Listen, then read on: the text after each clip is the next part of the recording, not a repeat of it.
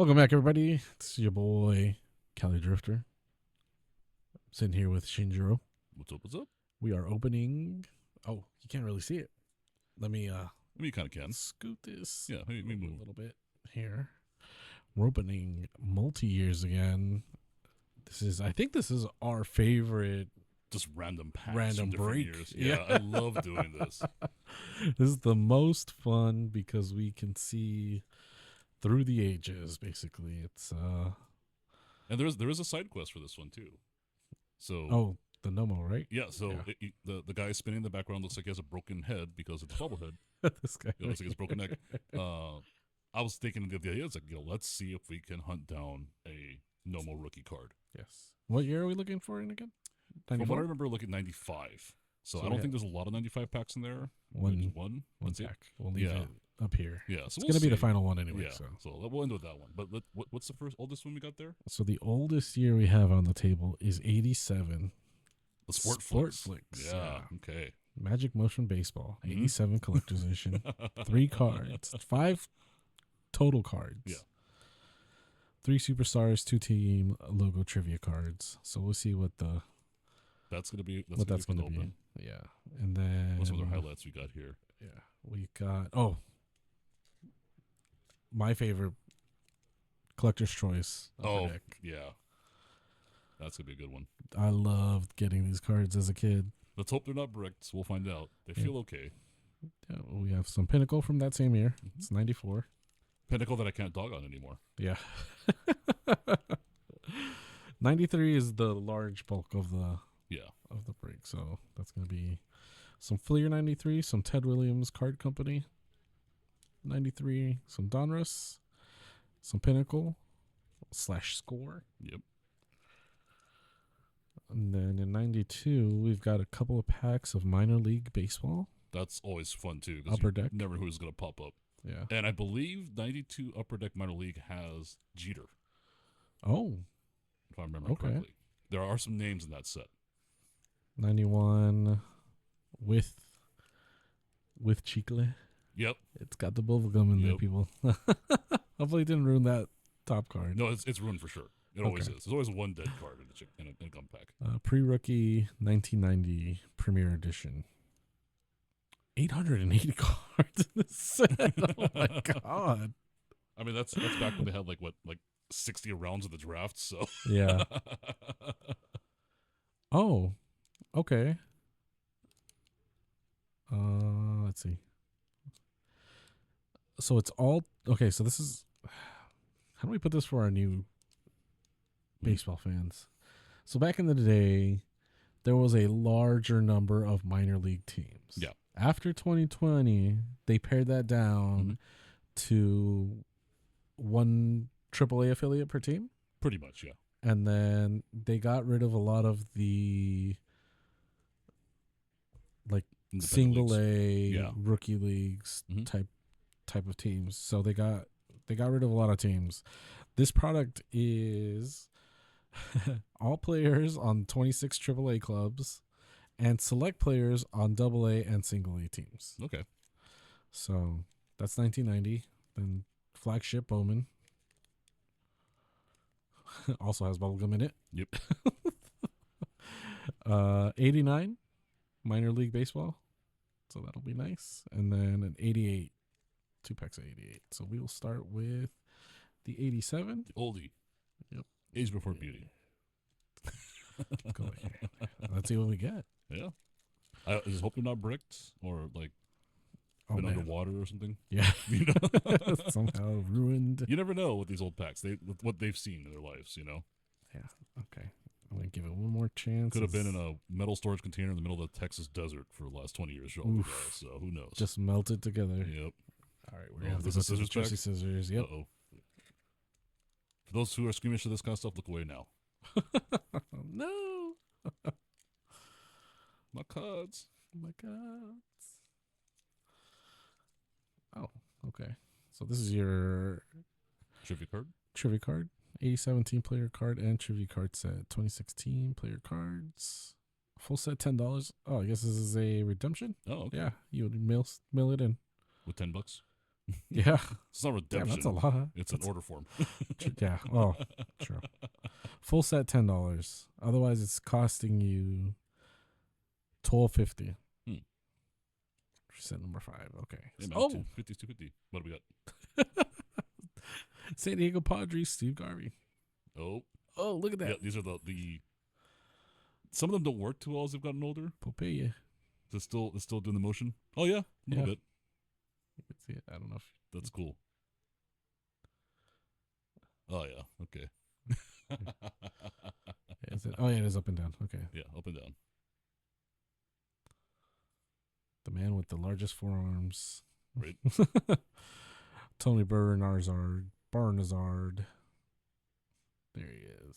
I like how it's like a portrait. of him Cleveland swinging. Indians. Yeah. Right in the eye. It's kind of creepy. Yeah. Okay. I think these are your 2 sticker cards. Oh. Oh, look at that. Look at that. your preferred My favorite socks. White Sox logo. Okay, this one's left and right. That one's a little weird. Why? I don't know why you're changing it up on us here.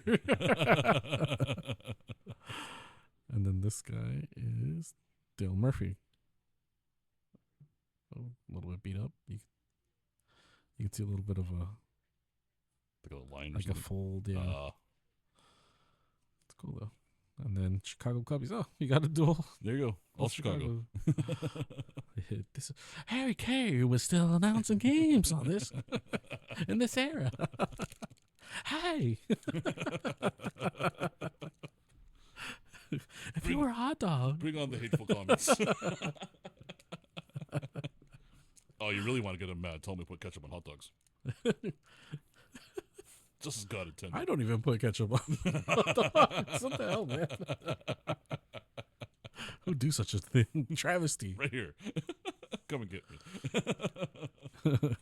Please make all letters to Shinjiro at CharlesRavineFlightClub.com or This is a .net. real set. We don't exist yet. Look at that swing. Who's this guy? This is Don Slot. What a slot. He's a slot for baseball. Here we go. Aren't we all? The man with the tragic illness. Mike Sosha making a play at the plate. At Old Dodger Stadium. Yep. Ye oldie Dodgers. Ye oldie. Let's see who we got for your teams. We got This okay. American Oh League? yeah, Oh. it's Red Sox. Red Sox. Yeah, Okay. just the champs and then the league logo. And then oh no, the Mariners. Oh. That's right, the M's. Now that one really shows up on this camera perfectly. We Yeah, could right. watch. Oop. That's quite the transition. Boop. Yeah, That's amazing. so jarring. Right? Then we have here a young Rigoberto Clemens. I wonder if that's really the color they were supposed to be, or just faded that much from years of I don't know. age. you know? Maybe. Looking at it under the light, like it's hard. I wonder if they were more vibrant before. I'd hope so. Yeah. I mean, as a kid, though, we'd just be like, oh, look how cool I got moving cards. Oh, we were And then- as a kid. Oh no, save those other ones. Those are just fun. These two? Yeah, little throwaways. Melon? Yeah, Okay. I like keeping stuff like that just because it's like they're funny. the stuff we used to do. Right. Send us $10. $10 in '87? Right? What the heck? That's like 15 gallons of gas. Right. What the heck? Now it's Right. like 1.5. This one is This is Topps flagship, I guess. 88. Yeah. Did they have anything other than flagship back then? I don't remember. I think they had like the traded set back then. Yeah, maybe. Yeah. Spring Fever Baseball, entry form included. No purchase necessary. Dextrose corn syrup gummies softeners. That's what they had to put the ingredients of the actual bowl gum. Yeah, because you weren't actually buying cards, you were buying gum. Yeah. It just happened to come with cards. Hey, So One that way there was stick. no tax on it because Yeah. it's a food product. beautiful. Oh, That's let's how you- keep this in. That's how you the best spread shape. gumming, guys. You get them young. Yep. How crumbly is that gum?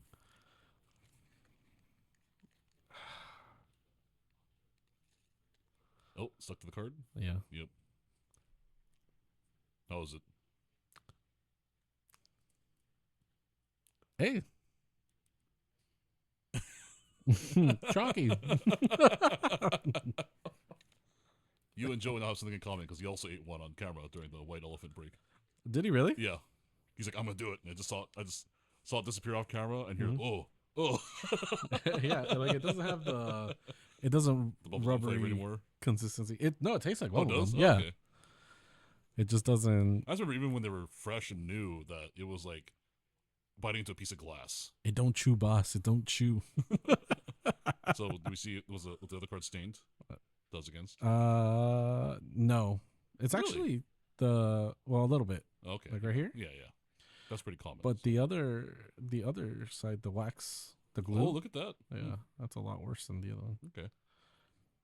Well, luckily these cards are cheap and plentiful. So we'll go to the mill here. We're used to them being a little beat up. So here's your mail-in Spring Fever baseball card redemption. Glossy All-Stars and Hot Prospects baseball cards. Call us now.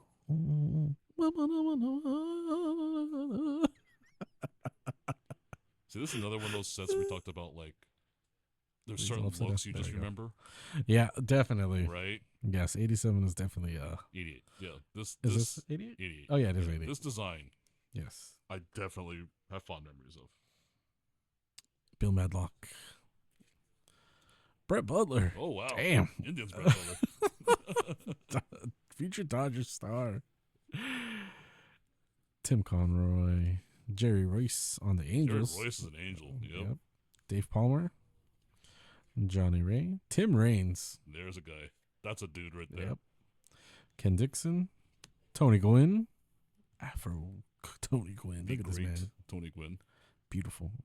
I love you, Tony. Mm-hmm. Rest in peace. Todd Worrell. Oh, my goodness. Man. Mike Mason. Atlee Hammaker. Eric Plunk. Plunk is Andres Galarraga. What? Manager Lee Elliott. Also, Plunk is a great name for a pitcher. Right. Are you a pitcher? Please tell me you're a pitcher. He's a pitcher. Beautiful. Wonderful. I'd be horrified getting into the box against a guy like that. Oh my God. What does it say on his jersey? Plunk. And this is the era before batting armor. Right. All right, here we go. The other 88. I know the people who make fun of batting armor, like, oh, you guys are a bunch of sissies wearing gloves. And they're like, dude, you want to get hurt? Right. Baseball's hurt, man. Like, Yeah. It's not fun. and also, it's amazing how every time someone fouls it off onto themselves, it's where the armor isn't. Right. Every time. Yep. Never fails. Right? Oh, the gum was in a single piece. Oh, not correct. Impressive Topps gum. Impressive. All right, go to the middle. Let's see. That they like that. Bring this guy out here. Same thing. All right. Juan Baron Gror. I hope I said your name right, sir. Joey Cora. Mike Stanley. Ellis Burks. Oh, Glenn Davis. Mike Morgan. Len Sakata. Junior Noboa. John Candelario. Dave Clark. Mike Pagliarulo. ODB McDowell. Tom Lawless. Lloyd Mosby. Turn Back the Clock. Bob Gibson. I call there's still Bob Gibson cards being made. Yep. Hey, do you think this would be the equivalent of Let Them Cook? Joe, if you're watching that. Hashtag Kingdom. That's for you. Speaking of sets that are, or inserts that are controversial, let's call them that. Okay. What are your feelings on the mystical set? The one everyone calls Lisa Frank. Did you like those? They were definitely a vibe, That's for sure. right? I didn't hate them. Okay. So, like, for me, I feel like there's always that one card that kind of shows off what the next premium-ish product is going to be. Okay. So that's why I was like, I think that it's going to be Cosmic. Well, Cosmic's already out. I mean, Yeah, it's a thing. but it was yeah, like right after that was Yeah. introduced into Yeah. right, yeah, mainline or Some people hate it. I love the Goofy cards, to be honest. They're not hurting anybody. Yeah. They're not super rare or expensive. They're just fun. yeah. Do I think that there's better designs? Yeah, for Yes. sure. Yeah. Like But they it's could've- just fun, yeah. But I'm not gonna hold like, come on, man. And what's this You're one? talking about baseball cards. Yeah. What's this set? They're supposed to be goofy. Minor League '89 from Star. All right. So let's see. This is plastic, so childproof. Yeah, make sure we call out which Clearly. one because there's only like there's only like one pack of each. So we gotta keep Yeah. track of what's what. All right, to the scissors. No. So many people just cringed watching this video. How could you? Those poor cards that are worth nothing. Right. Well, first one is a Vero Beach, so that's a Dodgers. Oh, that's cool. Anthony Barron never came up. Eric Anthony from Columbus. The Carps? Catfish. We've gone from remember some dudes to who are these dudes. Jim LeMasters. Here we go. Moises Alou. Wow. I stand corrected. That is cool.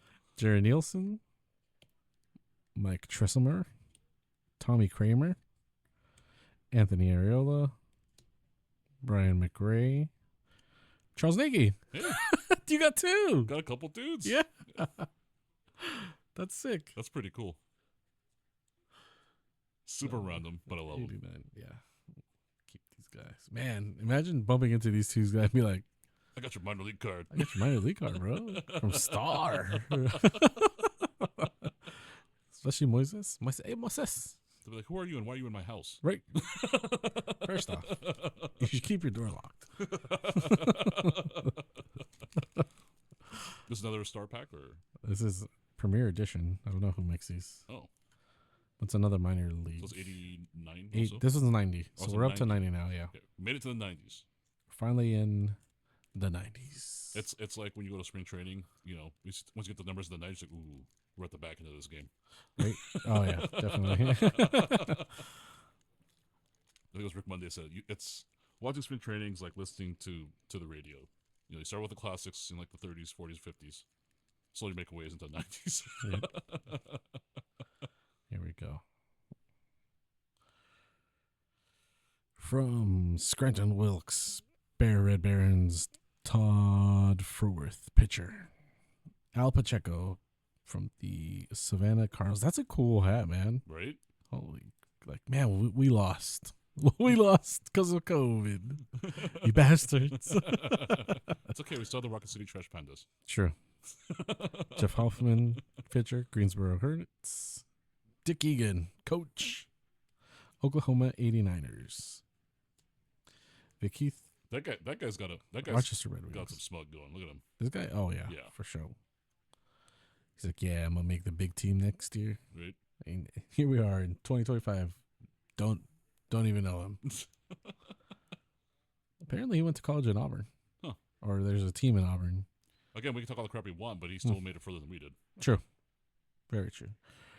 Brian Onotuka. Or Onka. Daryl Miller. Clippers coaches. Sean Barton. Mike Walker. Louis Talbert. Eric Nolte. So no dudes in that one. No dudes. Well, there might have been guys who made it. We just don't recognize their name. Yeah. So Yeah. That's not to say that they were all bad guys in there. I mean, I thought that every minor league player I ever met, it's like, you're still my hero. Right? Yeah. You made it further than I You did. played pro ball, right? It might have been minor league level, independent league, whatever. You're still a pro player. So 100%. to all those out there aspiring or who are minor leaguers, past, present, former, much love. True. This one is So- what? oh. That one had a. We got to call This it. What these is Donruss 1990 are. 90 Donruss with more gum. with more gum, yes. More chickles. Oh, that's a nice card. Hmm. We'll get back to that one. Oh, here we go. Look at you. David Cohn, Hey, right off the bat. which is the gum card? Do we want to check for damage? Do you see what, It's the Oh, you can This see it one. right there. Well, this is the glue, and then this is the gum. Yeah, I can see. Your Dave Winfield has been ruined. No. David Cohn, I'm Jeff gonna Montgomery, get another one. Adam Peterson, David Segui. Oh wow. Known? Unknown? Known. No. Well, I mean, I know. Yeah. Greg Briley? Checklist. I Unknown. love those checklists. Johnny Ard. I have no idea. Let's see who this guy is. Oh. What? Hmm? It's an official sweepstakes, so this is an entry card. Ah. Huh. That's cool. Too bad they don't name the player on here. $110,000. We'll have to Google lens that guy later. Who is Wow. this? Yeah. Who was on this entry form? Here, let me see. Alexis Let me try Infante. it. Let me see if the power of the interwebs and AI can tell us who this is. Well, it just turns out to be Steve Garvey. I mean, it is a Padres guy, Yeah. so Deion it kinda looks James. like him. Here we go. Another Mike Sosha card. Go. Jeff Branson. Ernie Huit. Johnny Wetland on the Dodgers. And Dave Winfield. This pack 2 of Donruss. 90. And more bubblegum. AI says this image depicts a 1990 Topps Bowman baseball card featuring Mark Davis of the San Diego Padres. There you go. Mark Davis. There you Hey. go. And I realize I think that's actually his signature in the corner. So Is it? No. Oh no, someone else. Something Ruslick. Yeah, Rusky? might be the artist. Rusky. I don't know. Wait, we know what it is. All right, let's see. So the entry card on Like this AI. one is, again, Mark Davis. Mark Davis? Mike Mark Davis. Davis. Cecil Fielder, Hey. both eyes. Nope.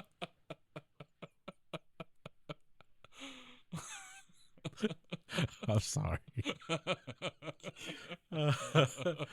Oh, Do I have to explain that joke to everybody? Ken Griffey Sr. Do we want to?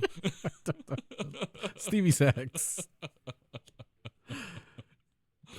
Jeff Hamilton, known or unknown? He's a Dodger on here. I mean, I'm keeping all the Dodger cards, so I don't care, but whatever. John Olrud, Hey. going to our good friend. Yep. Was this Gary DeSarcina, Gary Pettis, Jose Vizcaíno. Hey. That's a guy. Jeff Jackson, Bobby Thompson, Randy Bush, Sid Beam, Mickey Morandini. Sid Bream, isn't it? Is it Bream? Oh, it is Bream. Yeah. He's part of first team all fish names. All fish names? Yeah, I mean, Like me and some Mike guys when I Trout. created, yeah, like Mike Trout, Tim Salmon, Sid Bream, all fish name team. So Okay. Mickey Morandini on the Phillies, though? But Dodger? Oh, that's right. I forgot about that. We'll leave him over there. And Kevin Wickender Hmm. with the unloved Chief Wahoo hat. I love for a reason. Let's be honest. I mean, I grew up with a guy that looked exactly like Chief Wahoo, so I'm not sure why. It's Mexican guy, not an Indian guy. Interesting. Yeah. All right. Next up, we have Topps 91. 91 tops. Yeah. I love how easy the backpacks are to open. I know, man. Dumb or not, like, You get it off the truck, right? the ice cream truck, Just and pop. just poop. There's my cards. Okay, so that's another entry card. It's a win game. Apparently, you've won nothing because you waited Wait till 36 years. 26 years. settle. I still have a chance. There we go. Look at that. All-star Carlton Fisk. Hey, Doc Gooden. Oh, Hey. this is a good year. Jim Leland. Damn. Still smoking after all these years. Kelly Downs. Boo, Giants. John Franco. Looking to sell you some car insurance or something. probably. Jack Morris. Or brushes. Or something with his mustache. Yes. Mike Sims. Jesse Barfield. Teddy Higuera. Look at that. Look at that face. He's like, I'm gonna hit you right now. Watch. He's like, I love baseball. You bastard. Bobby Thigpen. I get paid to do this. Dave Hollins, Greg Harris, Tom Edens, Dave Stewart. That's a decent picture. That's pretty cool. Yeah. Yeah. Framed it perfectly and everything too. Yep. And Gerald Perry. All right. Those Second things, pack. it's like Mhm. there's no in between. Like I missed the cards. Like on the current top set, almost all the cards are action shots. Yeah. I miss like the standard, like please stand here and we'll take your portrait cards. Right. But in the older cards, it's cool to see action shots Yeah. because they're so rare. For sure. This was, can you imagine, 40th anniversary? This set. 40 years of baseball. All right, let's go here. Roy Smith. Mike Blowers. Future coach, manager, Mel Stottlemyre. Oh yeah. Julio Franco. Wally Whitehurst. Adley Hammaker. Al Osuna. Daryl Hamilton. Steve Alboni. Darren Jackson. X. Jose Uribe. Oh, knuckleballer. Town Candiotti. Look at that guy. Candiotti. Man. Love Dodger you, legend. love you, Candiotti. Joe Carter. Daryl Boston. There's so much gum over here. Feel free to take it home. No, I don't think so. Thank you, though. Maybe soak it in water long enough, it'll come back to life. No, it'll just make bubblegum flavored water. Why does it still taste chalky? Right? It's liquid. What's We're up up next? to 92 minor league. So this is the one I think when I looked Has it up the has Jeter, and there was a bunch of dudes in this set. So let's see. They're not worth anything. I think I saw like the whole complete set of these is worth like last sold like $10, $15, but still Really? cool to find, right? For the Yankee fans in our life, Yeah. of which there aren't many, if any. Now that I think about it. Well, this had a pre-cut, like down the side Oh, type thing, but I cut through it. I'm sorry, chat. I've already gone too far. Yeah. Can't go back now. I've gone. It's cut it again. Oh my god. I have to. Sacrilege. No. All right, let's see who we got. I'll bring the torch if you guys bring the pitchforks. Oh, right off the top, There you go. Trevor Hoffman. Yep. Cincinnati Prospects. Who do we got here? Number 2. No freaking way. Wow. Chipper Jones. Look at this set, dude. Skeets Thomas. 92 was an amazing year. Todd Ritchie. Steve Trishelle. Should we just go this way? Let's see. Chad Ogie. Sean Green. Wow. Oh my god. Look at the quality of these cards, too. Yeah. Right? Well, lock They're in it. great shape. Tommy Adams. Another Chipper Jones. What? Is it the same card? No. It's 2 different teams. That's interesting. Oh, no, it's a different card. Oh. But it is 2 different teams, though. Huh. This is Durham Bulls. Oh. And this is GB. So Green Bay, maybe? Or. It doesn't say the team name. Greensville, maybe? Hmm. Glenville? GB, B as in bear? Oh, yeah. No. B as in Bear. Greenville Braves. Oh, okay. I'll say if it was a Kyle Raleigh card, I'd say great backside. Right?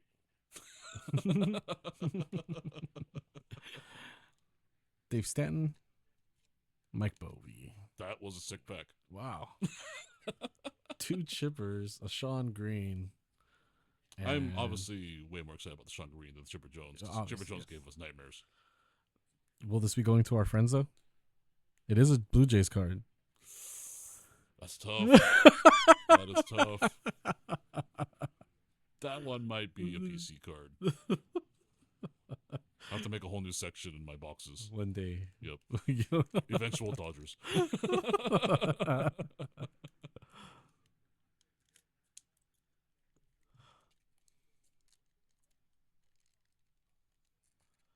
All right, let's see who else.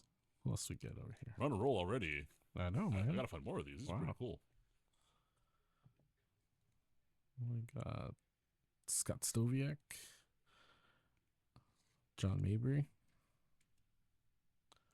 Jeff Williams, Mike Durant, Marty Cordova,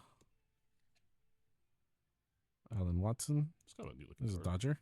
Yep. Oh, Roll Mondesi in a Dukes uniform. Look at that. That is amazing. Wow, that's cool. Did he just get arrested for something again? Yeah. Manny Cora.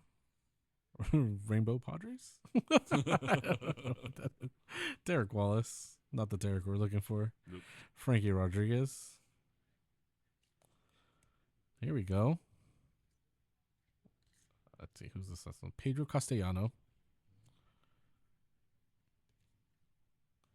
Huh. It's a checklist.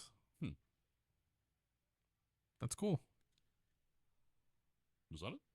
Yeah. I'm not sure who it is. It just says Kelly. Oh. Let me see if it's on the back. Mike Kelly. Oh, okay. That's another Google Lens card.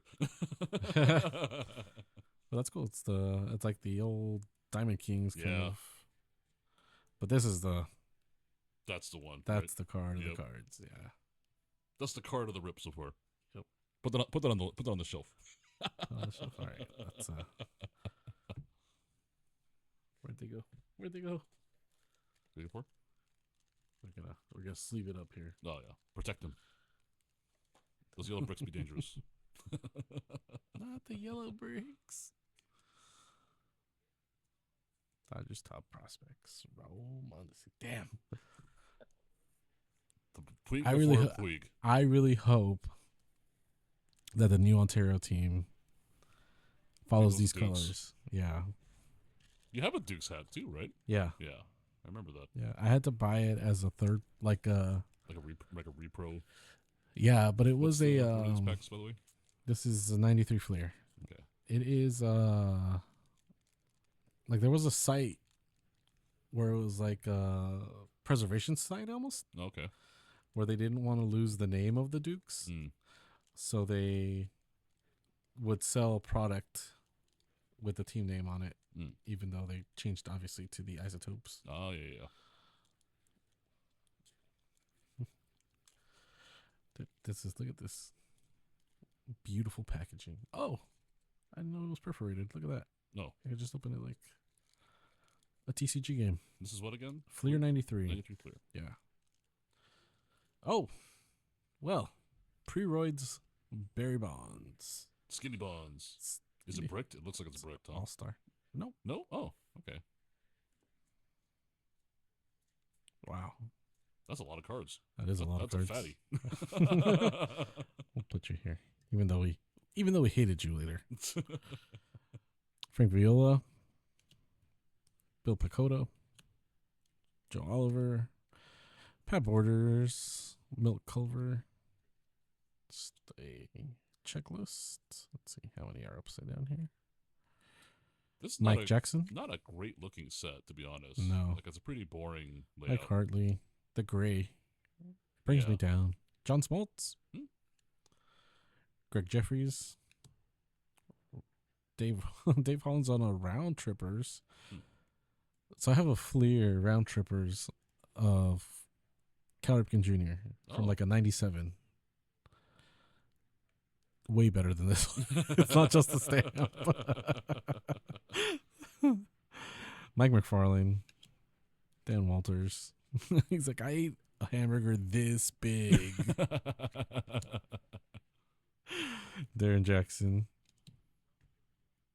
Ivan Calderon. Jerry Brownie. Oh, Derek Bell. There we go. I recognize that face. Yep. Mel Hall. Timmy Raines. 8. Upside down again. Let's flip it. Leo Gomez. Jeff Kent is a Met. Bobby Ayala. Jay Buhner. Buhner. Yep. That's a Joe guy. Jim Thome, my homie. Right. Look at that Cleveland Indians C hat. Also Dodger legend, Jim Thome. Oh, true. I always want to forget. but I can never forget.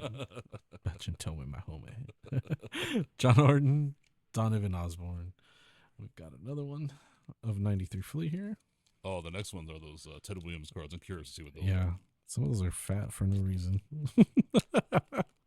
Or maybe there is a reason. Maybe there's a relic. Oh my fat, goodness. fat card from the 90s. How did you do this? What? Roger Clemens right off the I know how to pick them. What can I say? Gold foil. That's cool. Put you up here. Again, Dan Walters. Tom Candiati on the Dodgers this time. Chris Sabo. Chris Sabo? No Sabo. Sabis?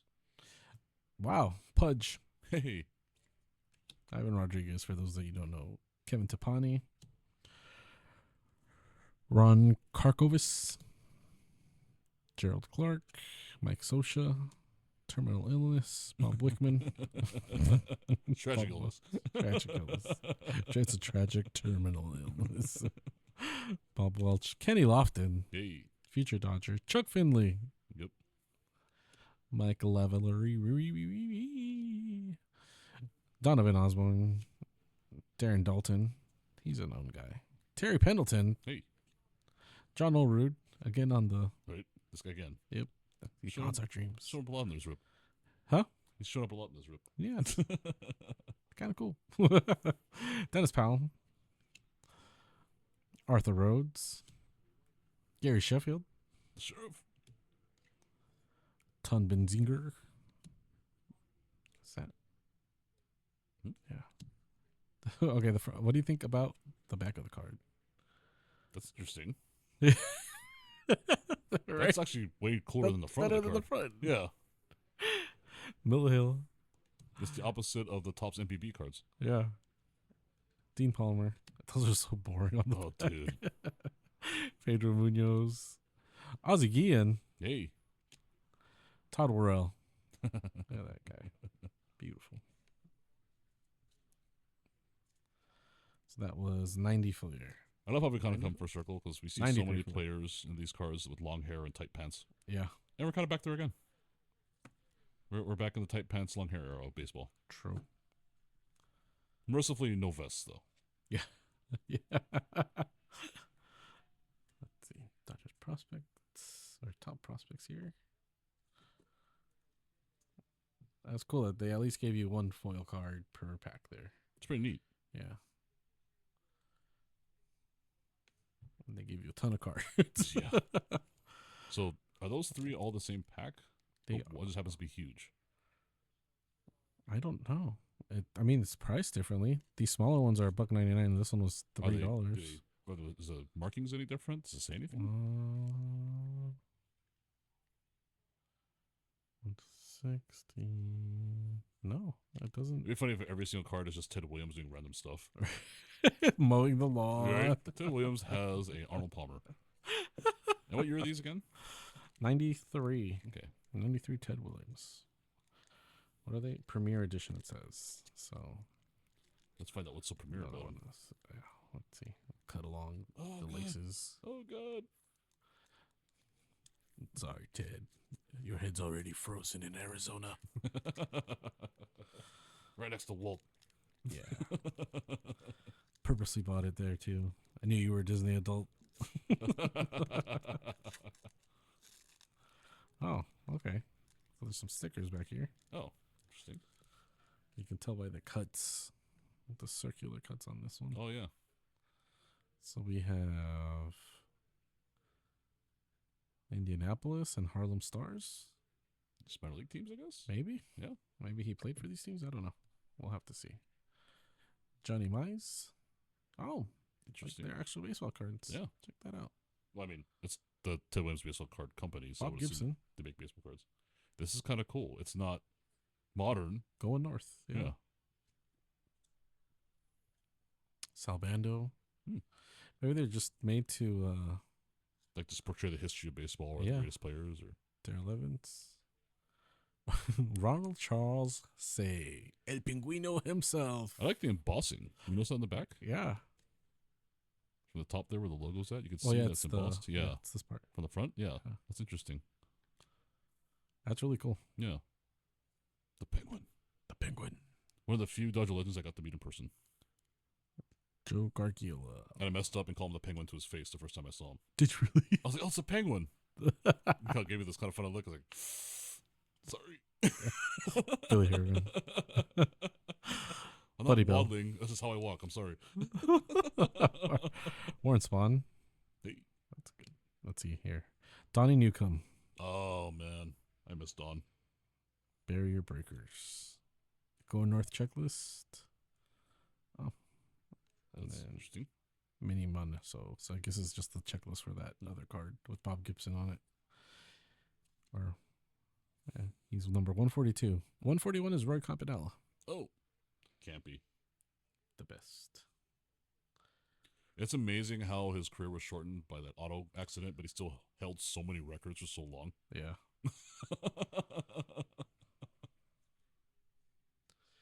Helped everybody out too. Yep. Pay them what they're worth. So you're going to save the fat pack for last. Yeah, of course. These are kind of cool, I got to say. Yeah.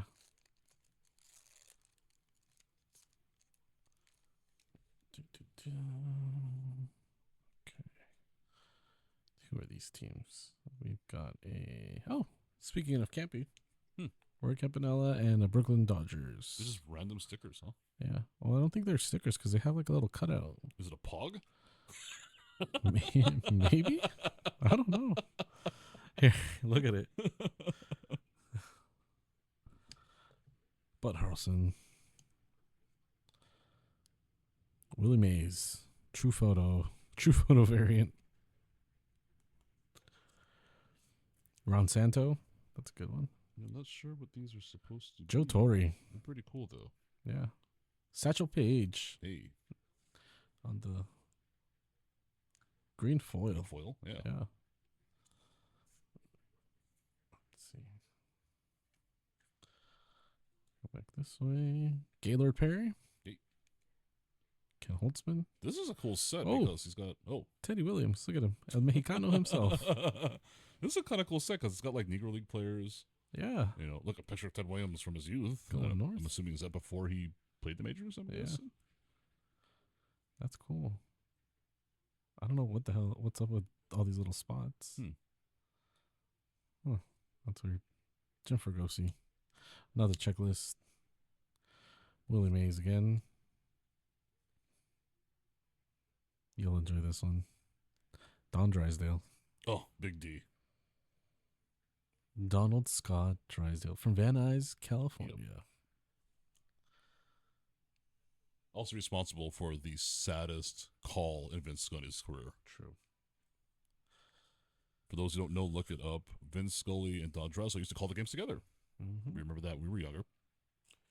Vin wasn't always solo. And unfortunately, Don passed away in the hotel. And like Vin knew the entire time but couldn't say anything. So he just randomly had to call that game solo. And I wouldn't say he struggled through it, but you could definitely hear it in his voice. You can definitely hear it in his voice, yeah. And I remember thinking, this is weird. Where's Don Drysdale? Didn't say anything. Right? Yeah. And then I think it was around the 5th or 6th inning, he had to announce it. Yeah. That's rough. Yeah. Well, they had to notify the family and everything. Yeah, that's and what they were waiting for. weren't able to get That's the hold way of he told them. the story, yeah. But for him to have to do that while calling a game, just because they were so tight. Yeah. Nothing. It's like a double pack. It's not really. Okay. So same thing, just Yeah. more cards. Like a value pack. Yeah. Another green foil. Negro Leagues, Buck Leonard. We got a checklist for All American Girls Professional Baseball That's League. pretty cool. That's cool. Yeah. And it's got the ladies on there in their current age at the time of this. I know a couple are still 93? alive to this day Yeah. because they've done interviews. Oh. Billy Buckner. Hey. Yeah. Bob Horner. Lou Boudreau. Oh, hello. Babe Ruth and Teddy Baseball on this one. That's cool. So I guess these also include like random highlights of his career or his Yeah. personal life. That's kind of neat. I still want the numbered Ted Williams Moses lawn.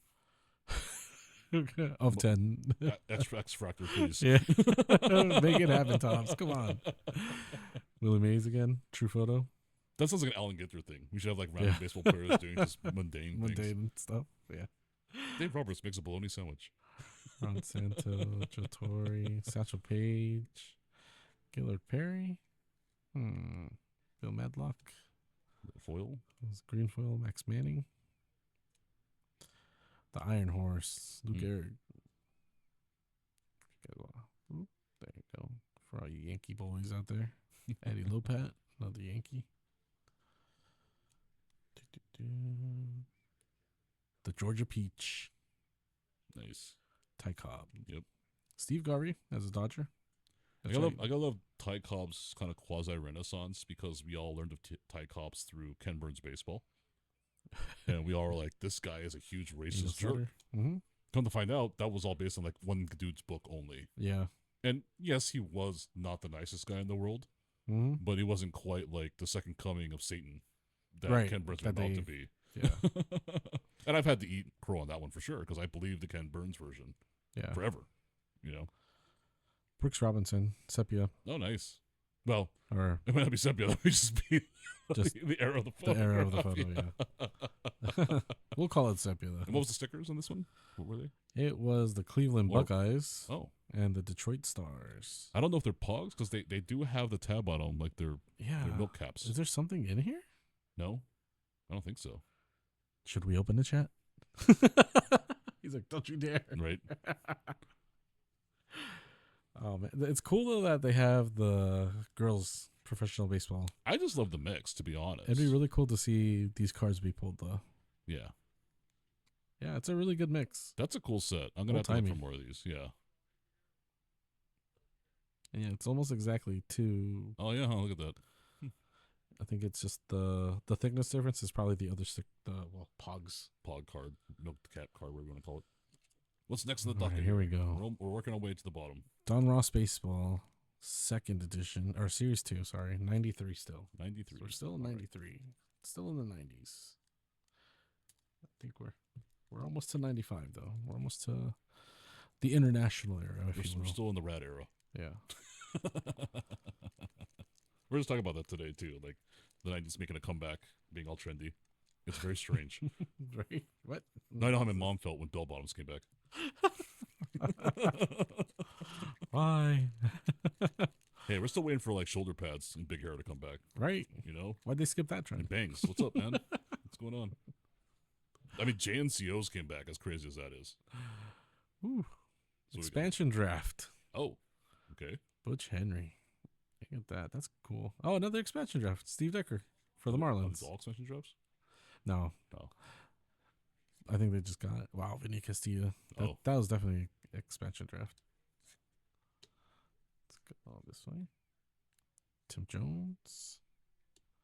Lenny Dykstra. BJ Surhoff. Bob Walk. Terrible name for a pitcher. Plunkenhawk. Walk, yeah. Brian Everyone Harper. gets on base. 3000th. Who's this? Yo.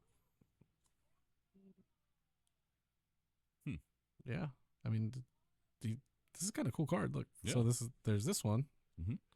Then you flip it. There's no stats, but it's got a foil. Spirit of the game. Interesting. It's cool. Ricky Jordan, Joe Bover, Gene Harris, Kent Buttonfield.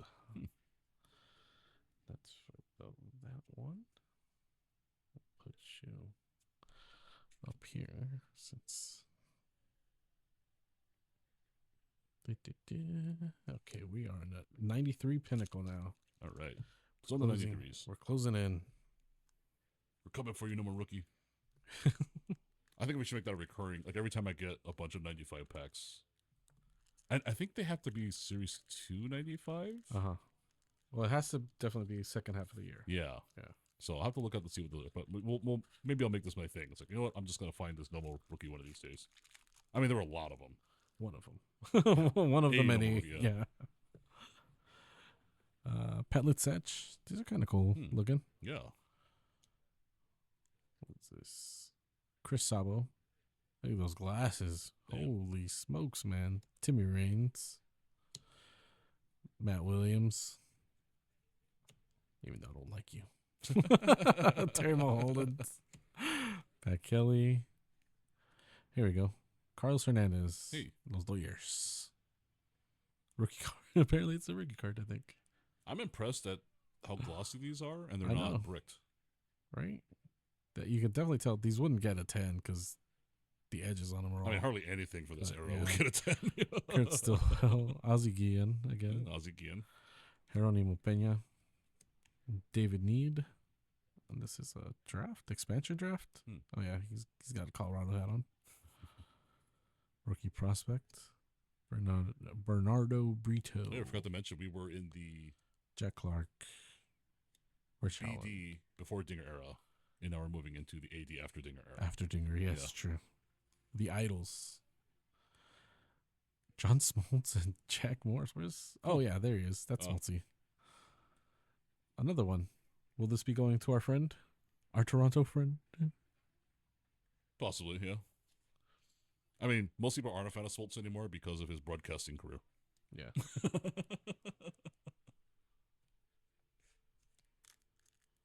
This one was an angry young man, not an angry old man. Angry youths. Oh, there's a Cal Ripken in this one. Nice. Let's see. Buddy Anderson. But he played for so long, I'm sure there's millions. Oh, Brady Anderson, yeah. Brady Anderson, that one could go there. Oh! 1993. On the Texas Rangers. Mr. Nolan Ryan. Mm-hmm. The Ryan Express. Tom Glavine. Wow, this is a good pack. Oh, look at that. Omar Vizquel. What? What? King Griffey Jr.? I'm done here. I'm leaving. Sorry, Kyle Eldred. Sandy Elmore Jr. Wow, dude. Lenny Harris. That goes there just because he's a Dodger. Oh my. Why? Delino DeShields. This is that year too. Is it? Yes. If you don't know, this is the year Pedro Martinez was traded for him and changed the trajectory of the Dodgers for the worse. Great for the Red Sox, though. Yeah. I know, right? Like, what the hell? Eventually, it wasn't immediate. Julio Valera. It was what, 01? Willie Wilson? For what? When they finally won the World Series? 3. 03? Yeah. Yeah, so this is 93, so it took 10 years. Yeah, 10 more years. Yeah. Did happen, though. Listen, Malcolm X. What? That's out of nowhere. You know who the player is? Huh. It's Lionel DeShields again. Man. What the hell? Tim Pugh. Melvin Yevis. And then here you go. Here's your Cal Ripken Jr. card. There you are. With that super high hat. Right. Look at that. It's a top hat. Hometown Baltimore Heroes. I love the, what do you call it, the high circus hats, whatever you want to call them, as opposed to like the skull cap style. Mm-hmm. I always preferred that. Yeah. I've always had like the high hat. The other, like, what would you call it? The speed version?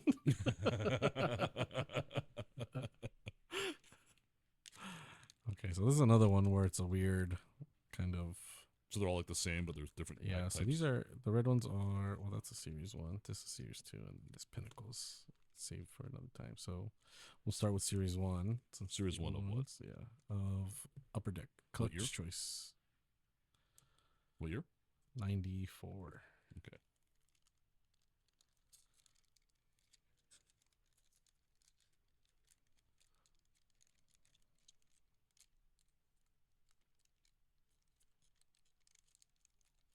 I'm fighting you a little bit in this one. Yeah, it's that. That Upper Deck foil, The man. unbreakable foil. Right? Ruined many a cards in our youth. Oh, for sure. 100%. That's a Ken Griffey Jr.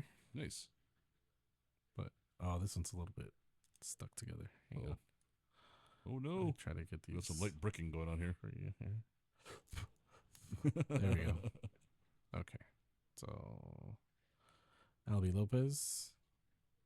Stuck to a Kurt Manwaring. Not to be confused with Man Peason. Yeah, not too bad. I mean, they came apart pretty good. They didn't stick together. Mm-hmm. We got here David Segui. Here's your Ken Griffey Jr. card. Nice. That's a nice card. That's a really nice picture, right? man. That's a nice Dang. photograph.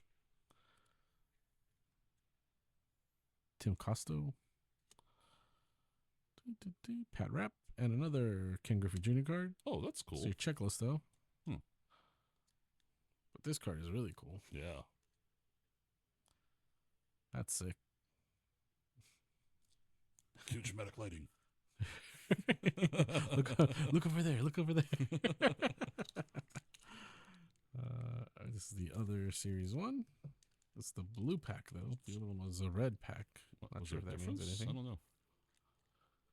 This is just jumbo pack. Oh, it's just a fat. Yeah. Oh, okay. Like those is on the.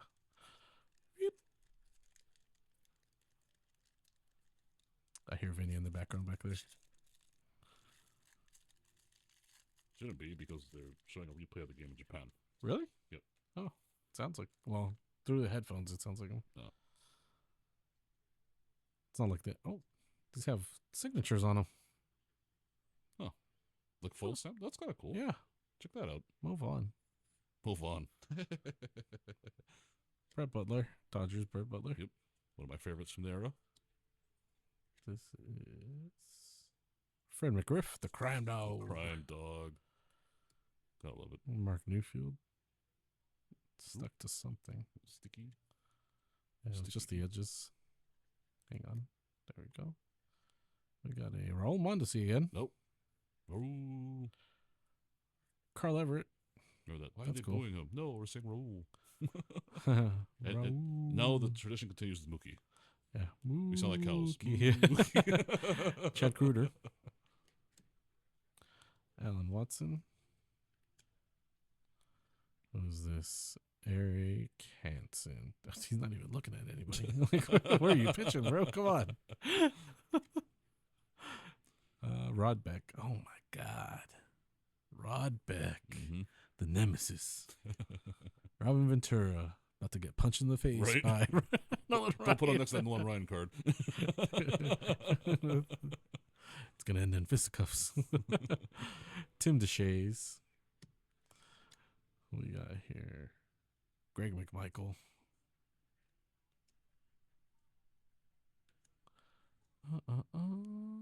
Jayhawk Owens. Another Ken Griffey. Oh, same card. Yeah. Oh. Cincinnati, we've got Reggie Sanders. Jeff Montgomery. Jeff Blauser. Oh.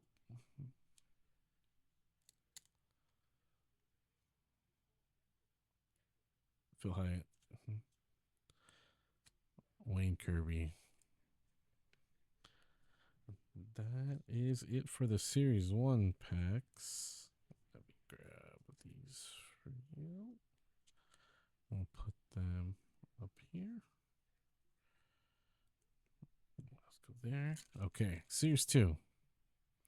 94 baseball. Upper Deck. Collector's Choice.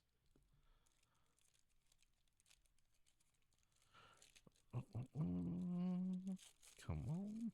There's a checklist there with Ozzie Smith, it looks like, on the front. Okay, here we go. This is a stuck together card.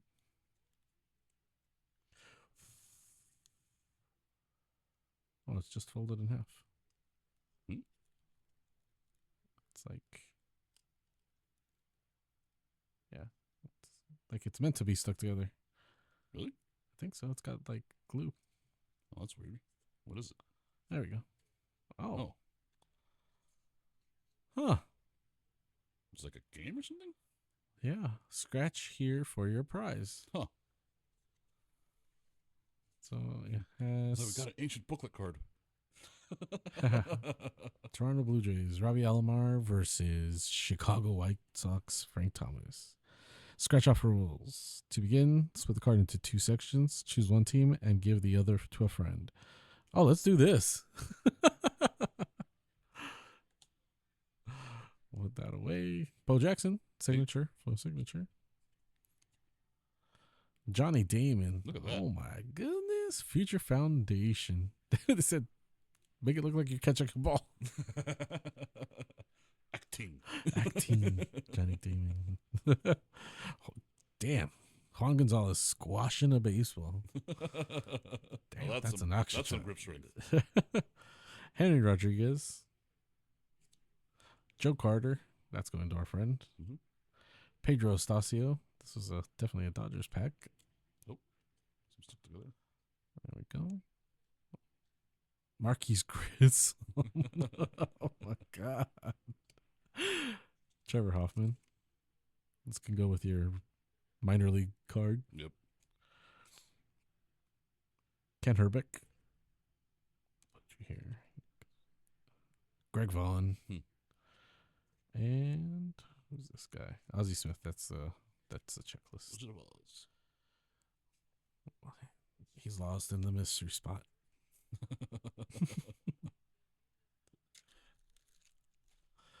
All right. Second to last pack here. What's this one? 94 Series 1 Pinnacle. 14 cards. What does it say? 3-tier insert program. Rookie Team Pinnacle, Artist Proof Set, and Museum Collection. Okay, then. Not sure what that means and all, but I'm sure we'll find out. Stay tuned to find out. Stay tuned for more. Got a beautiful set. Hideo Nomo, Is that a Nomo? you're next. No. No. I was to say, what? That's too early. Trevor Wilson, Carlos Baerga, Mickey Tettleton, Kurt Morwing, Alan Watson, David Segui, Breon Jordan. That's a cool card, man. Right? Look at that thing. Holy smokes. Royce Clayton, Scott Service, Greg Blosser, Sterling Hitchcock, Darren Fletcher. Who's this? Rookie Prospects, Drew Denson, and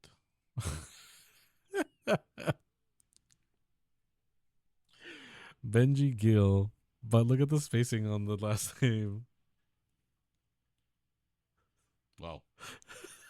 That's Like they're definitely trying to even it out, right? Yeah. Okay. Now, for the moment we've all been waiting for. Well, we only have one pack, so. Final pack. And we don't know if it's a late release or not. It's got to have to be like a Series 2. It's Series 2. It is Series 2? It Okay, is so there's Series a 2. shot. Yeah. Let's see if we get their Nomo Rookie. It's a hobby. Score 95. It's a hobby pack for sure. Well, whatever that means back then. Yeah. Whatever that I means. know what it means now, but back then, I don't know. Let's see. Come on. Oh, sacrifice to the dog. Just cut it out. Sacrifices must be made. Okay, here we go. Jim Eisenreich, Darren Fletcher, Wade Boggs, Rip. True. Kurt Manwaring, He got knocked out by Barney Gumble at Moe's. Scott Service. Oh, look at that. Lord Palmerston. Wow. That's kind of cool looking. Yeah. Ah, So it blinds me. Roll Mondesi. Again. Got angry eyes. Yep. This is the way he looked at those guys that he intimidated. And drew a gun on. Or is that someone else? No, Mark Newfield. That was someone else. Oh, you got another card. Mark Piazza. Hey, Hitters Inc. Pizza Man. Kent Merker. Joey Hamilton. Mark Aker. And Mark Eichhorn. No That's it. Nomo. No Nomo. It's okay. We'll have It's him all keep right. spinning We'll until know. we find one. Yeah. They're just like $1 a pack, right? Well, these were, yeah. I mean, that's Just about. just keep looking for deals. You never know when we're gonna find more. So we're always on the hunt for fun, cheap stuff to open. Yeah, both of these are hitters and cards. It's kind of cool. 58, 57. This one, I think might be was he a rookie in 94? No, he was a 90. No, he was a 93 rookie. Yeah, I think so. So this might be his rookie card, or one of his rookie cards, right? I mean, I don't think it would be if he has a special card. No, right? 90, Yeah. Was he 91? 92, maybe? Nomo was the last. No, Hollinsworth was Hollinsworth the last. was last. Nomo was second to last. And that was 96. 95. 95. Was Nomo's rookie. Yeah. No, Hollinsworth was 96. Hollinsworth 96. So 95 was Nomo. Mm-hmm. Mondesi 94. 93 Piazza? Yeah, I think Carroll's before him.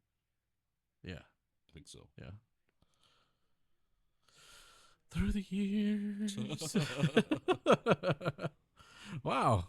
That was fun. Another great mix of random old stuff, rip. Right? Yeah. Yeah. I'm really digging those Ted Williams cards, to be honest. That was These are a really really cool. neat set. Yes. Especially with like the random, like, here's Malcolm X. and Ted Williams in his youth, you know? Young Teddy baseball. Right. What else? What else did you look at? What did you like? What was your favorites? That's my favorite. The Mondesi? The Earl Mondesi. The minor league Mondesi? Dukes, yeah.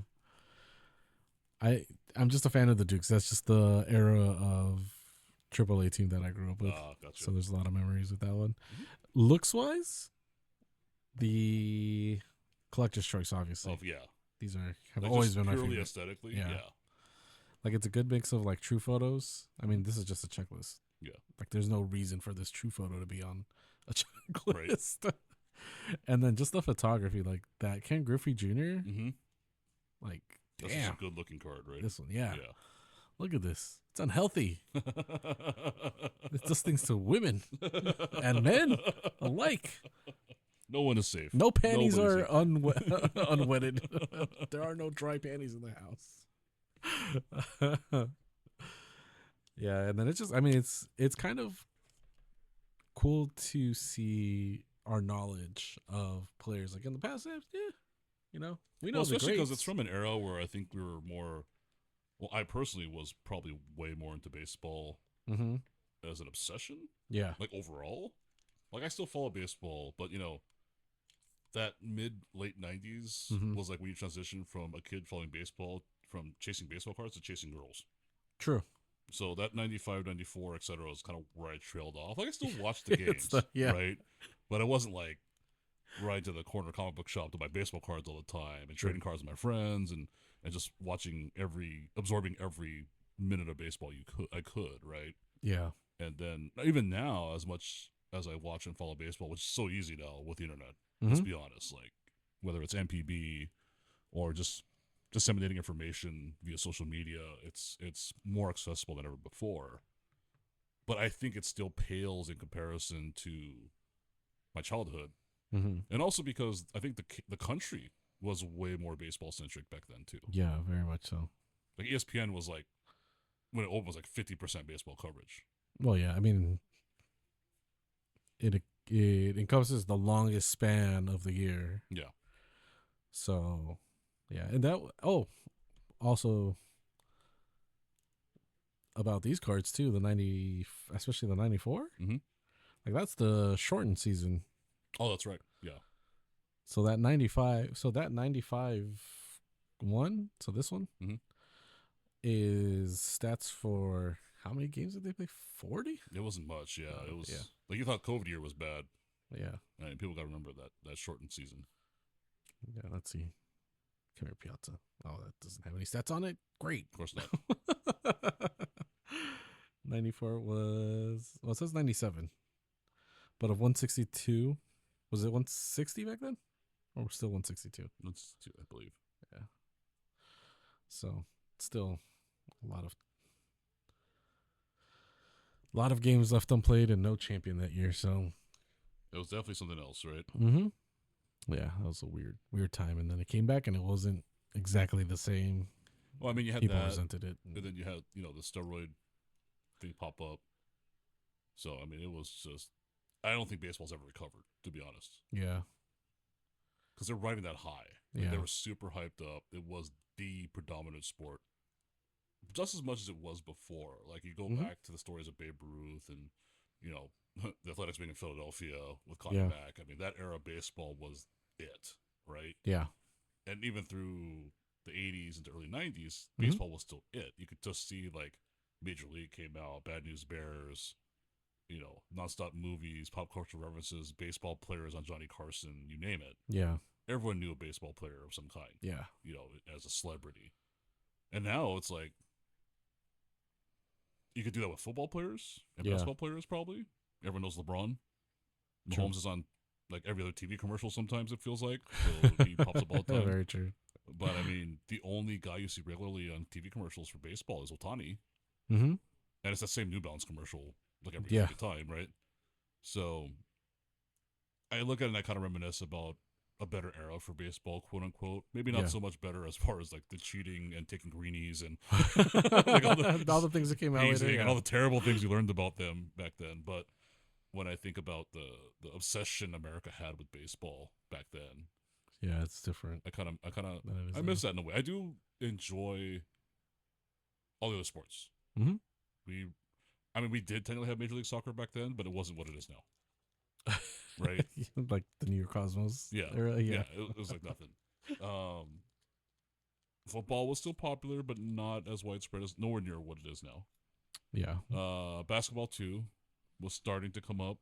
Mm-hmm. It was really the Showtime Lakers and the Celtics era that really blew up basketball, right? Oh, definitely.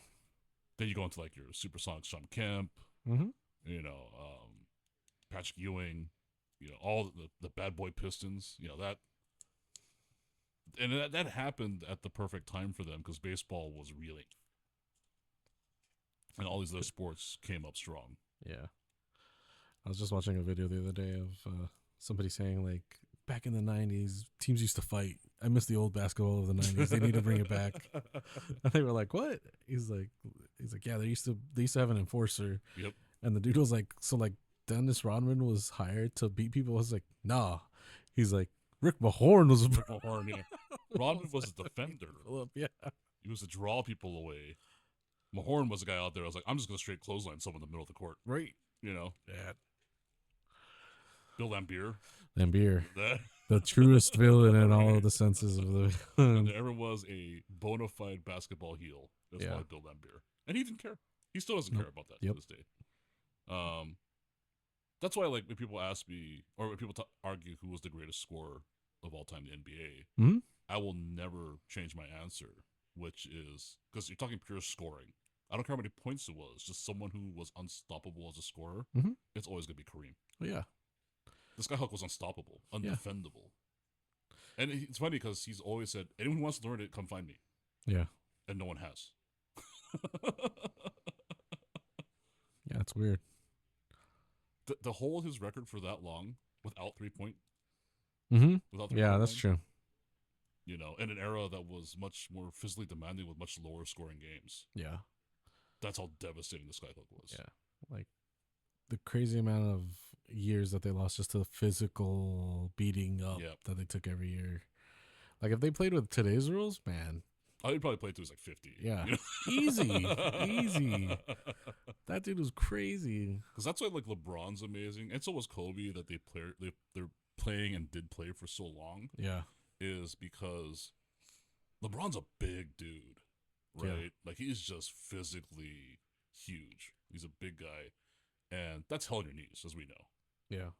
And Kobe, it's just pure minutes. Mm-hmm.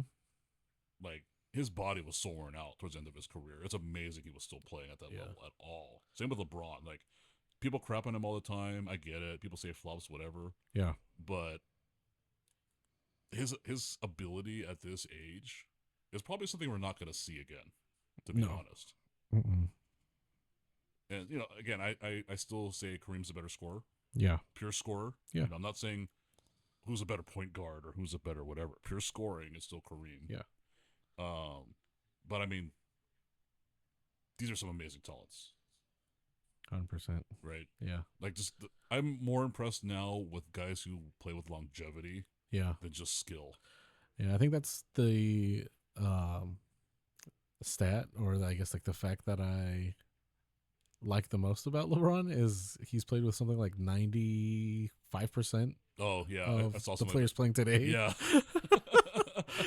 It's crazy, right? It's like, what the hell? Like, that's crazy. The baseball equivalent was, I think it was Jamie Moyer Yeah. as a pitcher faced like 2% of all baseball players to ever play History, baseball. yeah. Yeah. Which you're History like, of oh, baseball. 2% ain't much. Like, no, we're talking 100 plus Yeah. years, Like, that's millions of tens of players. thousands of Yeah. people. It's got to be at least a million And his people. Yeah. relatively short time span in the grand scheme of things. So he Mhm. played for a long time. Yeah. But, 10, 15 years, whatever was a blip on the radar. Yeah.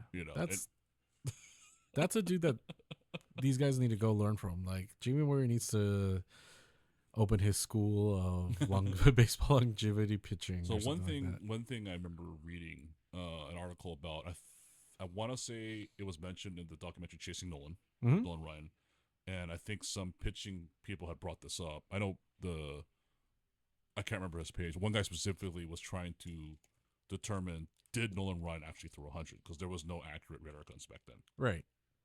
And one thing he found out, and Nolan Ryan kind of verified this in a different conversation, Mhm. that he actually started the pitching harder the deeper he was in the game. Hmm. So to start the game, he was pitching 75%, 80%, 90% power, Right. because he was relying on a lot more position spotting, stuff like that. Right. And then as the game got in, he's like, yeah, I mean, I'm getting tired, but so are them. So are they. Mhm. So what better than throw 100-mile-an-hour gas up the pipe, right? Right. When someone who's tired of swinging a crap all day. And keep in mind that, too, he was pitching, every 3 days? Yeah, it was something crazy like All that. those complete games he pitched. I mean, that's just nuts. Yeah. And the fact that we don't have any pitchers that can go more than like 2 seasons Yeah. if we're missing significant time. That's crazy. I mean, even as much Like, what's happened to us? as people have recently maligned Kershaw for injury, Mhm. I want to remind everyone that his last year's surgery on his was it shoulder? Oh no, the toe. Toe. Yeah. His first surgery of his career. Yeah, that's crazy. That's amazing. Like, he's definitely missed time, right? Like, Yeah. over his career. It wasn't even elbow injuries or anything like that. It was like back. He had back problems for Yeah. that 1 year. But again, no shoulder surgery, no Tommy John, no rotator cuff. Mhm. That's amazing. Yeah. And it's not like he was a knuckleballer. Prime Kershaw, he's throwing 95, 96, 97 all Yeah. day. Still. Yeah. Still He gets up there once in a while. Yeah. It's not as easy as it used to be for him. Yeah. I mean, it's not as consistent. Yeah. You can definitely see it dip down into So, I low mean, 90s. like I said, there's a lot of theories as to what's causing it. Yeah. And there's no right or wrong answer. Mm-hmm. But I think everyone agrees that something has to be figured out, Oh, for sure. because it's not just the team's ability to win, it's these guys' careers. Yeah. I mean, Your earning potential as a pro athlete is very short. yeah. You have a very short time frame. And, pitchers are almost expendable at this point. Yeah. And that I don't like to see. Now the one good thing, well, not good thing, but one possible benefit Mhm. is we see a lot more guys get called up. So a lot more guys get their chance to make the bigs. Yeah. That's That's the one kind of it's the bright silver side. lining. Yeah, it's still not that. It's not a great reason to have that. Mm-hmm. That's why I think I'd prefer to see them maybe add an extra roster spot to everybody. Yeah. Be like, okay, everyone's 26-man roster now, and everyone gets an extra pitcher. Yeah.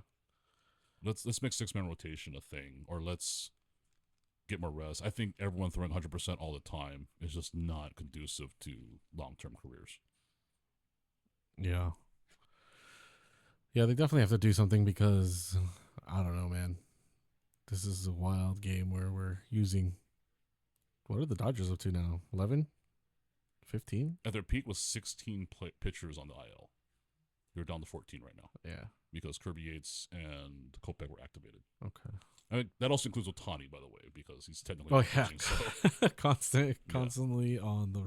But yeah, I mean, not just this year alone. I mean, this year we have Evan Phillips go down. Yeah. We have Rookie, who's still no timetable. Tyler Glasnow. Blake Snell also injured. Yeah. But back to last year, Emmett Sheehan, Gavin Stone, River Ryan. That was the craziest part of last year was all the young guys that went down. Not so much quick too. River Ryan got called up, 3 games looked at least. lights out for 3 games, Yeah. and then boom, he's done with Tommy John. Yep. I'm like, holy crap, you know. Gavin Stone at least had some miles on him compared to River Ryan. Yes. But still was like, wow, that sucks. Yeah. When he went down. Emmett too, same thing. He got called up for, I think he played for maybe half the season. Yeah.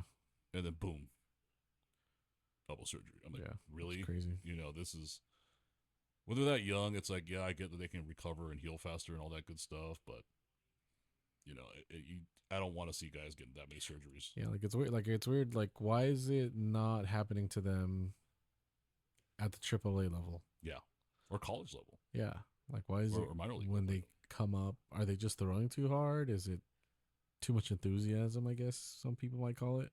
I know. I kind of agree with Alex Wood theory that it's workload based. Mm-hmm. There's guys pitching all the time. There's no real downtime. Yeah. Off season they're pitching, regular season they're pitching. You know, even between sessions, I mean, they take like 1 day rest, and then you're back to doing your bullpens and getting warmed up for the next start or whatever. Yeah. And I think that just kind of wears on them, you know, because it's not like you're only doing this during the season. A lot of these guys have been throwing this hard or as hard as possible since high school or before. Yeah. And the arm can only take so much. That, and I think, I forget who brought this up. Might have been Jerry Hairston. You never know with him. Sometimes he's brilliant. Sometimes you're like, what the hell? Where did you get that from, Jerry? Which is kind of true, is we've seen a decline, especially in the high school level, of multi-sport athletes. Oh, true. Guys going all in on their particular sport. Yeah. But I think that's more of you want to excel in the thing that you want to excel at. I get that, but at the same time, I think that explains the injuries across all the sports, not just baseball. True. Because baseball, yes, you know, we have the pitcher problem, but I mean, it's not only baseball. Yeah. I mean, football, we don't even get to week 2 or 3 before every team's got 2 or 3 guys who are done for the season. Yeah. Knee injuries here and there, and basketball too. Yeah. I mean, yeah, we like to make fun of Anthony Davis' ankles being made of glass, but he's not the only guy. True. Right? In a game that's admittedly less physical than it used to be. Very much so. We're seeing so many injuries in basketball. Yeah. Soccer, not as bad. There have been some. Yeah. Especially the MLS level. Yeah. Some devastating injuries too. Yeah.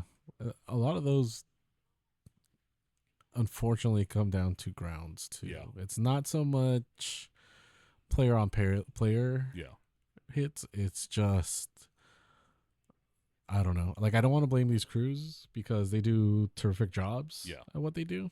But I think that sometimes they just get a weird mix in there, and I believe that it's a little soft in some spots or whatever, and it just doesn't, translate to good turf. But they're really good about changing that stuff out too once it does happen. So that's kind of another one too that is kind of under the radar. The hockey league, NHL. Yeah. I mean, because it's not apparent that injuries have been increasing, but I was reading an article about the types of injuries have been changing drastically. Yeah. We used to see a lot of the typical, now diagnosable concussion type injuries. Right. People are getting taken out for concussions before they would just keep playing. Yeah. Right. Just spit your teeth out and keep going. Right. But there's been a lot more knee, ankle, shoulder injuries. Yeah. Things like that. And it's nothing to do with checking and fighting, because that still happens and these guys still play. But we're seeing a lot of just random injuries. Yeah. I still think that a lot of that has to do with the smaller pads. Yeah, that definitely does. Because, I mean, we used to look at hockey and those dudes were refrigerators on ice. Like Stay Puft Marshmallow Man, right? Yeah. Well, I mean, honestly, too. I mean, if we watch, like I was explaining to someone one time, we're watching old footage of the NFL. Those dudes had gigantic shoulder pads too. No, but they're also like, why are they playing in slow mo? I was like, that's just how fast they played back then. That's not slow motion. The game now is way faster than ever before. With improvements in nutrition and physical conditioning and exercise. Yeah, I mean, we're seeing players hit harder, run faster, etc. And so the physical punishment is also increasing. But I still believe at some point, you know, the medicine catches up. Yeah. You know, like it always has. Like Yeah. look at Sandy Koufax. What if he had access to Tommy John? Mm-hmm. If he was able to add 5 more years to his career, Right. what the hell kind of records would he have? Yeah. Nolan Ryan did it without any of this stuff. He never had Mm-hmm. elbow shoulder surgery. I mean, he was out, but he wasn't like out all Yeah. the time. I mean, he's just genetic freak of nature, you know? Who knows? I mean, I don't, like I said, I don't have the answers. I can only speculate. I just hope someone figures it out because Yeah. I'm Sooner tired of rather than seeing later. all these awesome arms go down. Yeah. And I'm not just saying that as a Dodger fan, but Garrett Cole not pitching sucks. Mm-hmm. Corbin Burns for the Diamondbacks going down, that sucks. We haven't gone as far back as Strasburg Yeah, for his multitude of injuries. Yeah. Just like that dude was supposed to be the second coming. I think Yeah. I think we were talking before about the what was it, the Kershaw Scherzer game? Oh yeah. I think it was Strasburg that was supposed to be pitching that game, or it No, was not Strasburg. He's way who's too, the other not one? nearly old enough for that. No, but who was the other pitcher on the Nationals? Also, what's the S name? Because I know it was Maddox for the Dodgers, Mm-hmm. but I'm trying to remember who was in the Nationals. But it was also like a shoe in Hall of Famer. Yeah. I don't remember that much. Granted, those guys are super old at that point. Right. So it's like, you gotta, Come in. yeah, it's almost like a retirement game you're watching, you know. But Command Maddox and yeah, somebody else. But yeah, that was yeah, I don't know what we're gonna do about these injuries. I mean, not like we're gonna do anything, but Yeah. what I'm sure the society teams, and every teams team's and looking the into it ownerships are because gonna do. they're not wanting to throw that money away. Yeah, maybe even 7. That would be a weird rotation number, but one for every day of the week that you would need. Maybe use some in middle relief like we Yeah. used to. Well, I think a 6-man rotation is probably the way to go because most of the time you have a travel day. Mm-hmm. So you give everyone a once a week start. I would love to see them take something from the NPB as far as the ball. Yeah. Not necessarily make it smaller, but having it pre-tacked. Yeah. Because I've heard a lot of people like Kershaw bring that up. Like, yeah, it's pretty neat how it's already tacky. Uh-huh. So you don't need to do anything. You don't need to Yeah. mud it up, Bring something up that's you know, just cheat, whatever you want to say. Some spider tack, whatever. Because the balls were already not like super sticky, but he said it's noticeable. Mm-hmm. And I think having it that way means you don't have to put as much pressure on your grip. Yeah. Because guys are so obsessed with RPMs now. Yeah. That they're like destroying that ball with their grip. Yeah. And trying to get as much wrist and arm rotation as possible to get the RPMs up. Yeah. And I think that's hurting them. Yeah. Or have some sort of, I mean, that would be the thing, right? The league approved substance on the ball. Yeah. Versus spider tack, which was a illegal substance. Yeah. That was being brought on and being used. Yep. Again, like this also goes back to what we talked about before about like Big Mac being more well received as a steroid user than anyone else. And that's because he kind of owned it, right? Yeah. But at the same time, like I remember reading an article the other day about did Nolan Ryan use steroids? Yeah. Because the person who he credited for a lot of his training routines was a known advocate for steroids amongst players. Mm-hmm. And I tell people my opinion on steroids is unchanging. Okay. It's only cheating if it was illegal at the time. Right. Right? Yeah. Because they're doing stuff nowadays that is considered doping and like blood transfusions, oxygen chambers, whatever. They're all things you do for competitive advantage. Yeah. But if it's not banned from play or use, you could use it. Yeah. You're not breaking the rules. Yeah.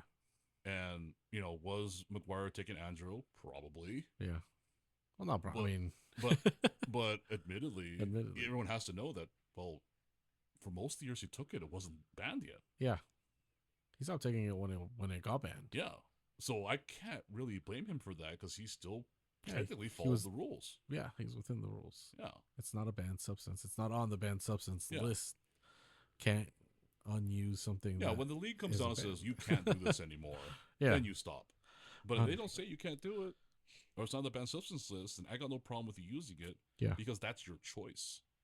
Yeah. Knowing the side effects, knowing the possible concerns to your health later on in life, you That's still your want to choice. do it, that's on you. Yeah. As long as no one's forcing you to do it. I don't want another Tyler Skaggs scenario. Yeah. right? Yeah, definitely.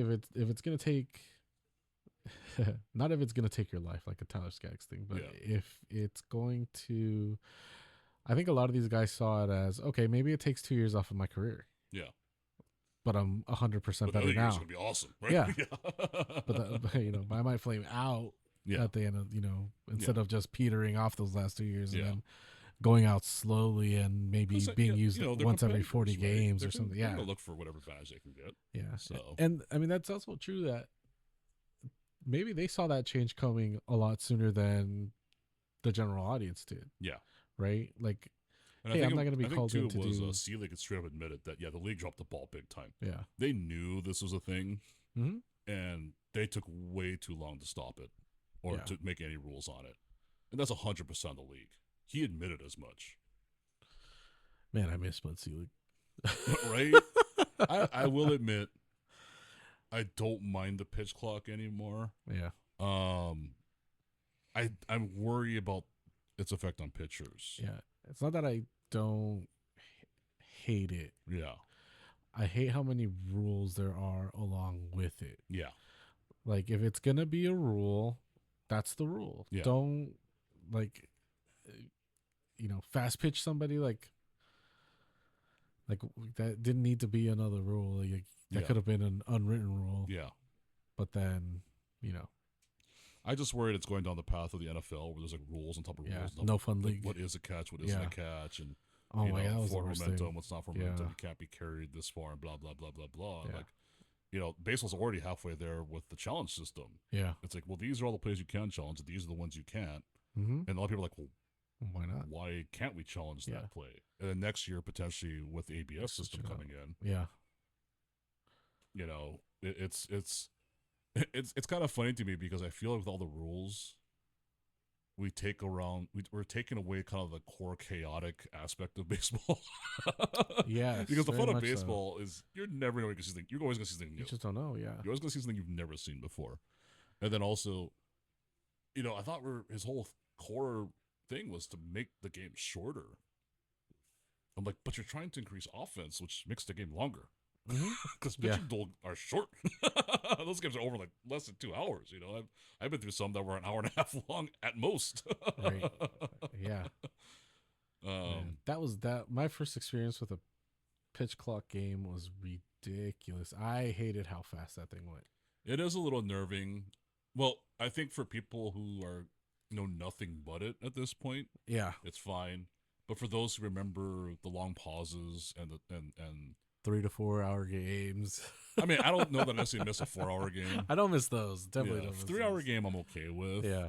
Because baseball's not like football or hockey. Yeah. Where it's constant attention span. And by the way, football's only like that because you watch it on TV. In person football, there's a lot of dead time that's boring as hell. Yeah. So you don't see it on TV because of constant replays and people talking, right?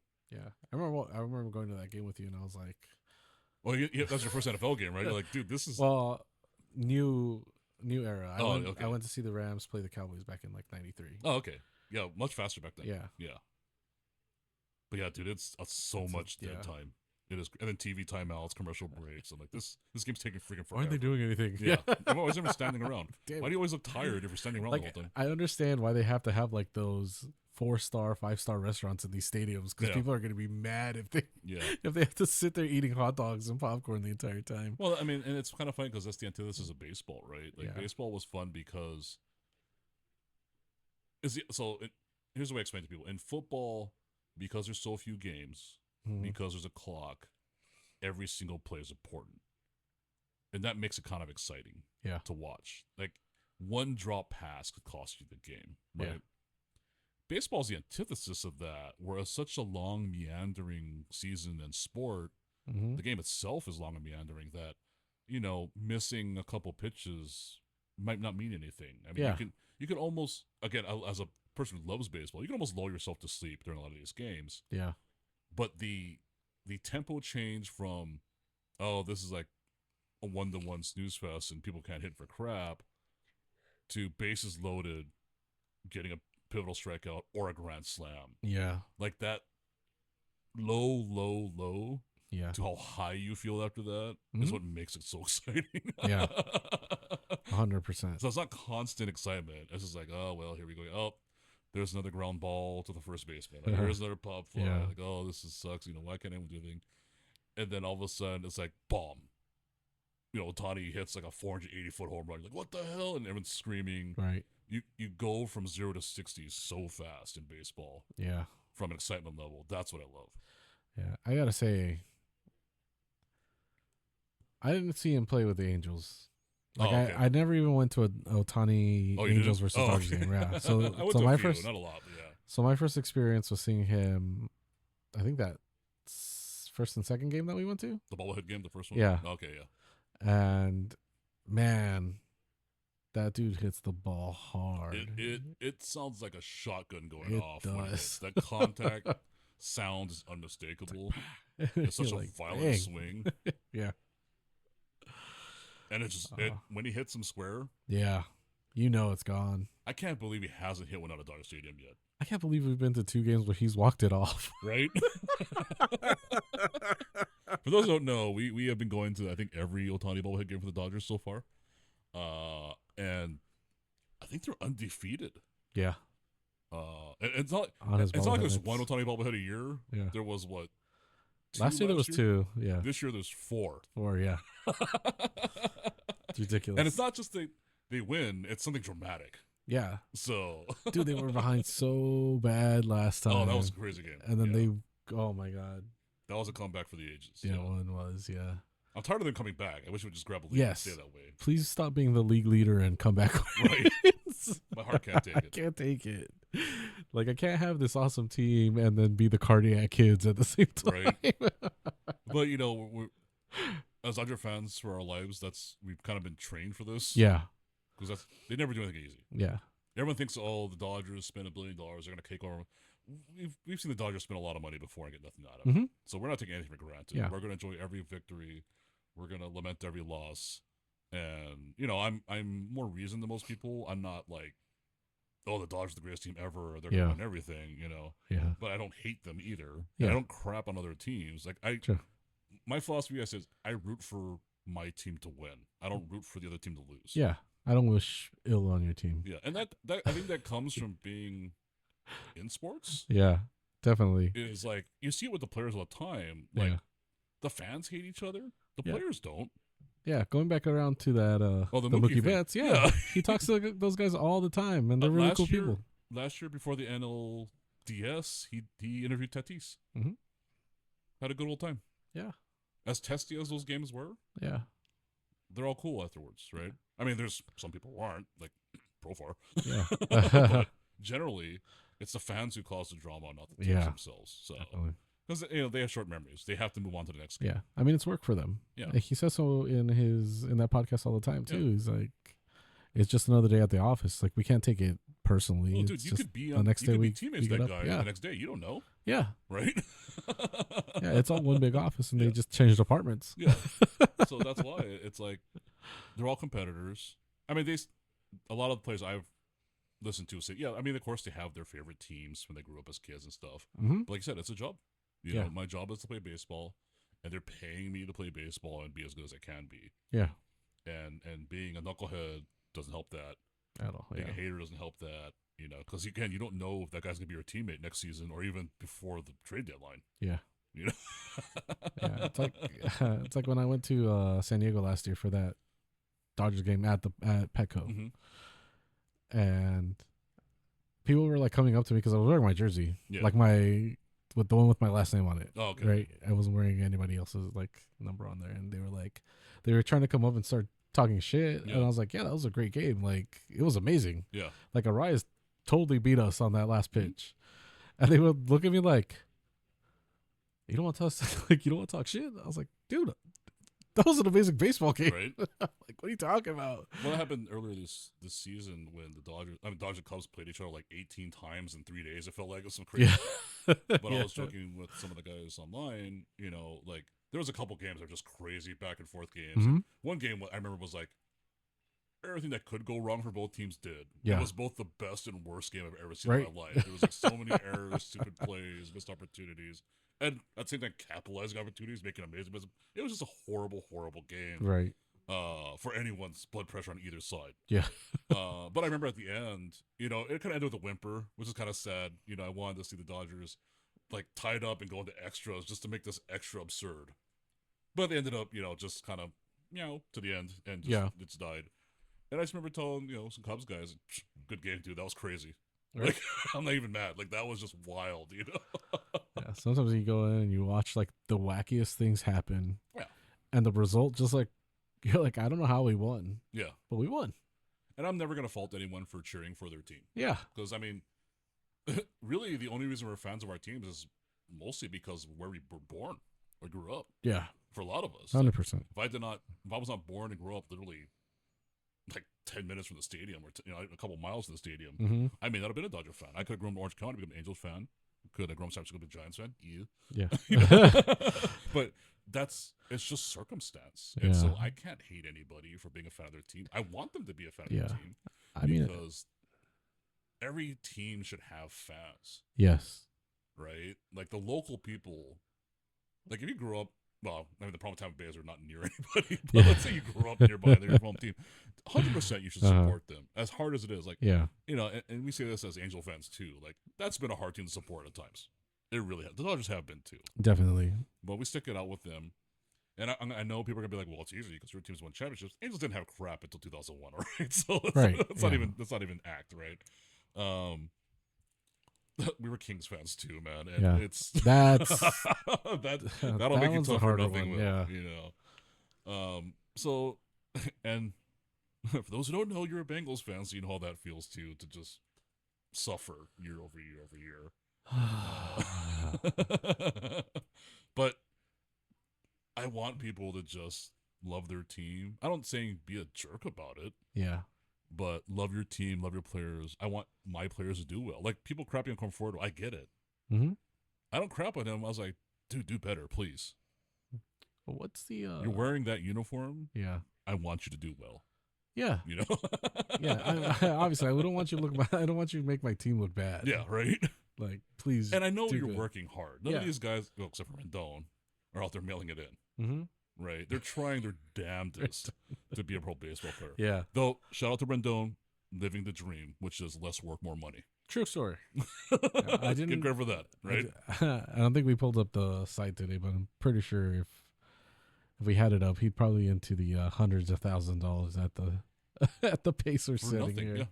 Yeah. Like the amount of money he has made per hit in his career with the Angels is amazing. Yeah. And the number continues to climb the less games he plays. Yeah, and it's crazy. I think he just passed, or he's kind of right below the 50% mark. Yeah. So either he's gonna, I think they can do something after that. Yeah. Like legally they can. Yeah, say, I think there is an opt out or a clause in another couple of years. Yeah, where he has to play X amount of games or else. But it's been brutal stretch for the Angels. And that's. Oof. And I admit, I remember being a little annoyed the Dodgers didn't sign him. Yeah. Because this is Tommy Two Bags era. Yeah. Coming off the Nationals World Series champion. I'm like, this guy's a spark plug. Yeah. We have a lot of need up the middle. Why not? And he didn't play for the Dodgers. People forget. Mm-hmm. He was a mid-season trade. Yeah. And then I remember the offseason thinking, man, it'd be cool if they could bring him back. Mm-hmm. Because he was a rental. And he said he didn't want that LA lifestyle or something like that. And I'm like, yeah. It's like, so you signed with the Angels? Yeah. I went to slightly less I remember LA. that. Yeah. For huge money. I'm like, yeah. So it wasn't the money that was a problem. Yeah. It's whatever you perceive as the LA lifestyle you didn't like, but you went to Orange County. Right. Well, Which is not that off. I know Orange County people are going to be like, we're not like LA. Right. We're also in California, right? Yeah. True. We all know the truth, which is anyone who visits Southern California, or California as a whole, as a state, there's only two reactions when people visit us. One is they love it and never want to leave, or they run away screaming. Yeah. That's all there is. There's no in between. 100%. I mean, there are people who stay here and hate it the whole time. I don't know why people do that. Yeah, I don't know. I have some I'll just say coworkers like that who are like, why do you hate California so much but Money never talks, want to? I guess. I don't know. Even then, I'm like, dude, if you hate it so much, even you couldn't pay me enough to stay right? here, right? Yeah. That missing out on him just sunk the Dodgers. Yeah. They didn't get. Oh wait, they did get Mookie Betts the next year in a trade, and then Freddie Freeman. he's the one. He's the one guy that where people accuse the team of getting the guy that beat us the year before. Yeah. That they didn't get. Well, it's 2 years in a row. Yeah. Yeah. So, I mean, those two trades are going to go down in history for the Dodgers and baseball. Mm-hmm. Well, one's a trade, one was a signing. Yeah. Because I never thought Mookie would leave the Red Sox. I know there have been rumors about it, but like it's just talking heads. I mean, Chris Russo will say anyone's going to tell with anybody if it's going to get eyeballs, right? Eyeballs, right? Yeah. You know, guys like that, they just say whatever. I'm like, what? And Boston media is not as abrasive as New York media. Mm-hmm. They're not exactly the kindest media either, and so they have their narratives to talk to. So I never thought Mookie would ever leave. And then when he did, I was just like, "That's what." Right. To get traded. I'm like, okay. Yeah. So you really want to get rid of David Price contract that badly? Mm-hmm. To give up your generational talent, the core of your team? And then for Freeman to go in and it's like, oh, while you're here, you want to sign an extension? Right. Oh, like, hey, wow. Wanna... Okay, then. And the next year with Freddie was even wilder because we all knew he was going to be a Brave. Yeah. And don't get me wrong, we love Freddie. Yeah. Kirk Gibson Grand Slam, Kirk Gibson versus Grand Slam, whatever you want to call it. Yeah. He's been awesome for the Dodgers, which I was a little apprehensive about, I'll admit, because of his age. Yes. I'm like, really gonna sign this dude for this much money, as old as he is, and he's like a fine wine. Yeah. But you know how much I love players who have one team. Mm-hmm. It should have been Freddie. Yeah.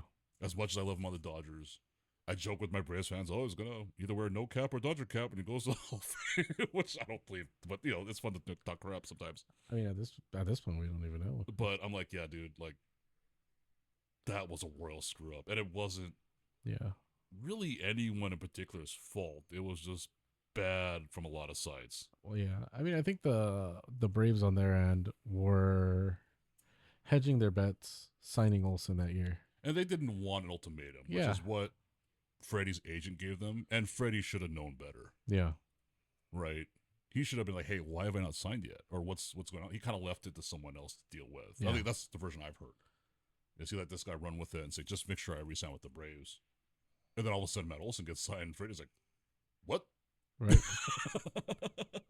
So, it worked out for us, so not complaining. Yeah. I am a little sad for Braves fans.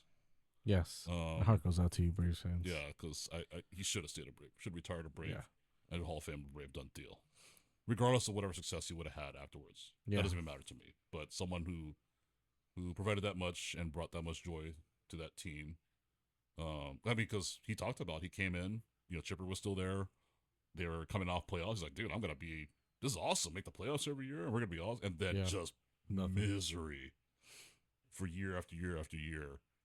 And then winning it finally. Well, coming in and knowing the history of the Braves up to that point, and not realizing that you're actually on the downside of that instead of on the that was rough of the upside or trying to keep it maintained. Yeah, right? Try to keep going. And that brings us back to our Dodgers. Like, is this a dynasty? How long is it going to last? And only thing I will say is I really believe in Andrew Friedman's statement where he said he does not want a team that grows old together. Yeah. That is a smart way to look at it. Like, 100%. We are going to 100% feel sad when Kershaw doesn't get re-signed, potentially. Or, Chris Taylor being let go. Yeah. Austin Barnes being DFA'd. 100% feel sad for that. Yeah. But I get it. Yeah. Because Andrew Friedman's like, look, we love you guys. That's why we paid you as much as we did. That's why Austin Barnes still had a job, to be honest. Right.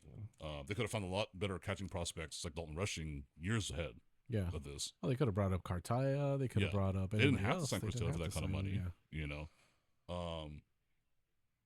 But at the same time, I get it. He was like, look, this is why Rushing is here now. This is why we signed Kim Hae-sung. Yeah. This is why you go after Rookie. Whether they work out or not is irrelevant. It's about getting the talent that's young. So that as your Mookie Betts get older, as Ohtani gets older, as Will Smith gets older, we're not like watching them on the downside of their career and be like, hey, remember when they were good? Right. Instead of watching their walking corpses out in the field. Yeah. Which we've seen. Yeah. As Dodger fans. As Dodgers fans, we've definitely seen that a lot of times. Yeah. We saw them ride Karros into the ground. Mm-hmm.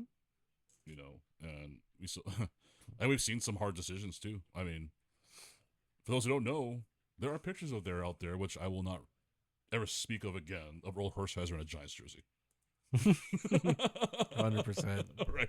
That's so weird. It's so weird, but it happened, and that's what happens. It's baseball. Yeah, You know? they feel like they aren't finished. I get it though. Which yeah, it's You're a understandable. competitor, Yeah, right? You're gonna feel that way. I totally get it. yeah. Like It just hurts as a fan. yeah, You know. yeah. Like I'm sure. I mean, I'm not sure how much you looked into it. I know that I looked into, adult baseball leagues after I left high school. Like I mean, I didn't get because drafted. I was kind of bummed, but yeah, yeah, I totally get it. I mean, I have a lot of friends who are like that. Like they still play like slow pitch leagues, yeah. just because they love baseball. Softball, They still want to anything, play, you know. And I think my love of the game changed from playing Mm-hmm. to enjoyment, like just sucking it in. Yeah, Like watching amazing plays, amazing players, watching history unfold. yeah, Like, I was super jacked up 2 years ago to see the Rangers win a World Series. yeah. I'll be honest. Like, I was like, dude, this is awesome. Like, I thought Ron Washington was going to do it years ago. Mm-hmm. They finally got one. Good for them. Right? So, to the Padres fans listening, banging the walls, telling me how much Dodgers Stone sucks, I cannot wait for them to win the World Series and get that crap off their back. Yeah. I really cannot. Same for the Mariners. Right? As Kings fans, we know exactly Yeah, how and I'm long not the wait is. doing this to glaze anybody. Yeah. Like, every team deserves a championship. Yeah. Right? Because your fans hard. live and die. Yeah. It's hard as hell, dude. It's hard as hell to do that. Hard as hell. And sometimes it's hard just being a fan watching them. The inconsistency of like when you're a fan of a great team and they're consistently good and they make the playoffs all the time. you like, take it for granted, right? Yeah, like I really feel bad for probably like the next generation of Oilers fans. Oh, if yeah. McDavid doesn't sign with them again. Yeah. If he goes to chase money in a different. Once McDry dissolves, Yeah. oof. Yeah. We saw it as Kings fans. Yeah. We've seen it throughout hockey. Mhm. I mean, as for Kings fans, it wasn't that long ago when we went from essentially in the playoffs, fighting for the Stanley Cup 3, 4, 5 years in a row, winning 2. It's always us and the Blackhawks, right? We're like, yeah, this is the size of the West is LA and Chicago. To Dustin Brown retires, Jonathan Quick gets removed from the team. Yeah, that was so weird. It's like wow, like what is happening? The core of the team. Yeah, like it's all imploded. That 70s line was not cool anymore. Yeah. And all this other, like, who are these guys? Martinez is the deadbeat. Yeah. I'm like, wow, it happened so fast. Yeah. And so dramatically. I was like, who are these guys? Yeah. I mean, there's signs of life now. Yeah. I mean, I'm so glad Quickie got another Stanley Cup. Yeah. A third one. But it was a little bittersweet though because of the way he was treated. Yeah. The way that he got. And his consternation about it, which I totally get. Yeah. Like, yeah, I totally thought he was going to be for life. King for life. Yep, retired king. Yeah. All he needed was the 2 more years. Yep. Didn't even need that great of a run. But on the other hand, maybe he just needed that change of scenery. Hey, he got another Stanley Cup out of it. Stanley another Cup, ring, yeah. dude. Good for him. Yeah. We love you, Quickie, if you're listening. I'm sure you're not, but hey. Yeah. also, big shout out to Mookie Betts because we got a lot of stories out of him tonight. Oh yeah. Federico Freeman, Chelsea and the kids. We love you guys. Watch On Base with Mookie Betts and watch the old ones too, not just the new ones. Watch all of them. Yeah, not just. I think Did he recently sign with Bleacher Report, or has he always been with Bleacher? This series has been your Bleacher Report. He also has his own channel where he does other things. Okay. But the On Base with Mookie Betts is through Bleacher Report. And it's kind of weird because I was hoping to have like its own channel to follow. You have to follow Bleacher Report though. Yeah. But it's a good watch. I recommend everyone who's not just a Dodger fan but a baseball fan because he's going to interview someone on your team. Yeah. At this rate, I mean, he's interviewed Cal Raleigh, Tatis. I think, did he do Corbin Carroll? No, he did someone else for the Diamondbacks. I don't remember who it was. Corbin Burns or Marte? Might have been Sterling Marte. I had to look it up. Yeah. But yeah, I mean, he goes up to everybody, and it's a good time. Yeah. You learn a lot. Though I will accuse him of murder for what he did to Mike Trout. What did he do? It was after WBC, remember? Uh-huh. And he had Mike Trout on. They were talking about it. And I think he said something to the effect like, wow, I can't believe Mike Trout's never won a playoff game. To his face? To his face, right? Really, Damn, dude? bro. Because they're trying to talk about like the excitement of WC, him versus Otani. Yeah. Or he says like, I can't believe Mike Trout has never been in like this level of Yeah, chaos. you're right. It's like you really had to say that to his face, Damn. man. That is cold. So I that's a little mean. A little mean. However, as a senior coworker to a junior coworker, or maybe same level coworker that hasn't had the, as the great Gibson would say, the sweet taste of victory for the fruits of our labor. Paraphrasing there, but Yeah. I could see a good ribbing. I mean, it's just sports guy talk, you know. But And yeah, honestly, definitely, Mike Trout is definitely so murder. Yeah, Mike Trout is like he's not gonna take it personally. Yeah. He's just too nice of a guy, you know. Uh, But yeah, I mean, that's a great series, and you Yeah. know, baseball gives us so much to talk about. You know, we film these stupid videos, opening cards of old guys. on the field stuff, off the field Like stuff. someone said in the Discord, it's like, you really just collect pictures of dudes, Yeah. And picture cards of players playing baseball. Yeah, we do. You know, it brings out the fun. Like I said, please don't be a fan. Don't be a dick. Right? Let's all be cool with each other. You know our name is Charles Reed Fight Club. That's kind of a joke. 'Cause Yeah. we're not fighting anybody. No. First don't of all, come to us and physically- try to fight us. physically, it's like we're in no shape for this. We got You're arthritis, bad knees. All you're gonna do is beat up old men. Yeah, it's like, yeah.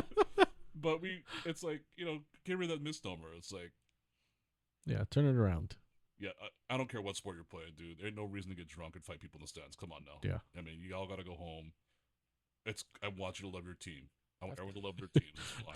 But just I have to don't sit stupid. across and stare a Pittsburgh Steelers fan in the face. Oh, yeah. At least you're not a Ravens fan.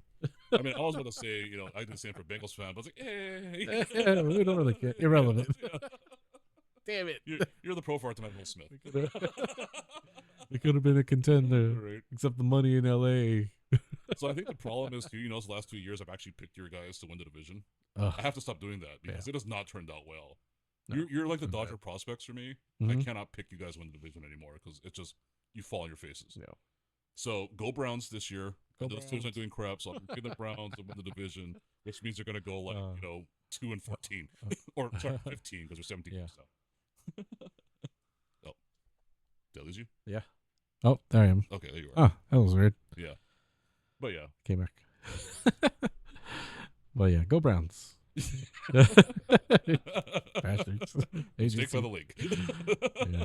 But hey, I mean, even they deserve a chance to. Everyone does, dude. Like, come on. Like, I mean, can you imagine how absolutely insane Cleveland will go if they win a Super Bowl?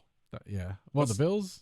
Yeah, Yeah, those both those cities will 100%. burn to the ground, guaranteed. Oh, easy. I don't condone burning your city to the ground because LA does it and it's dumb as hell every time we do it. But Those fans might drive to New York City, like out of Buffalo, burn down New York City, and then go back to Buffalo and burn that town down. That's true.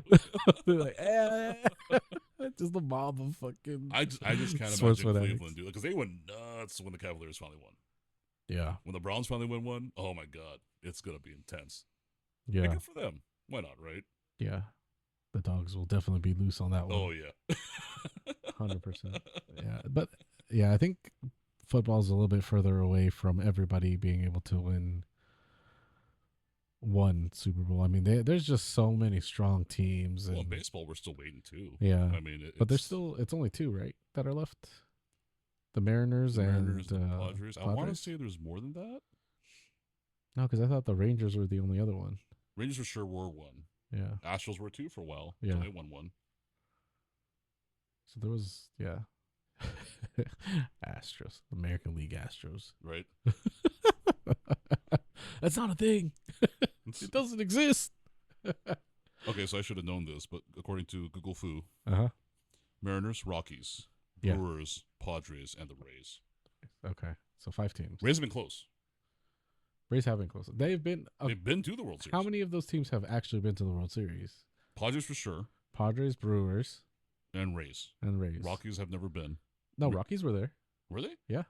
And Padres were. Yeah. Padres for sure have, Padres were. but the Mariners have not. Mariners are the only team that have not Yeah. been to the World Series. Sorry, Joe. Wow. We should stop Yeah. rooting for the Mariners too.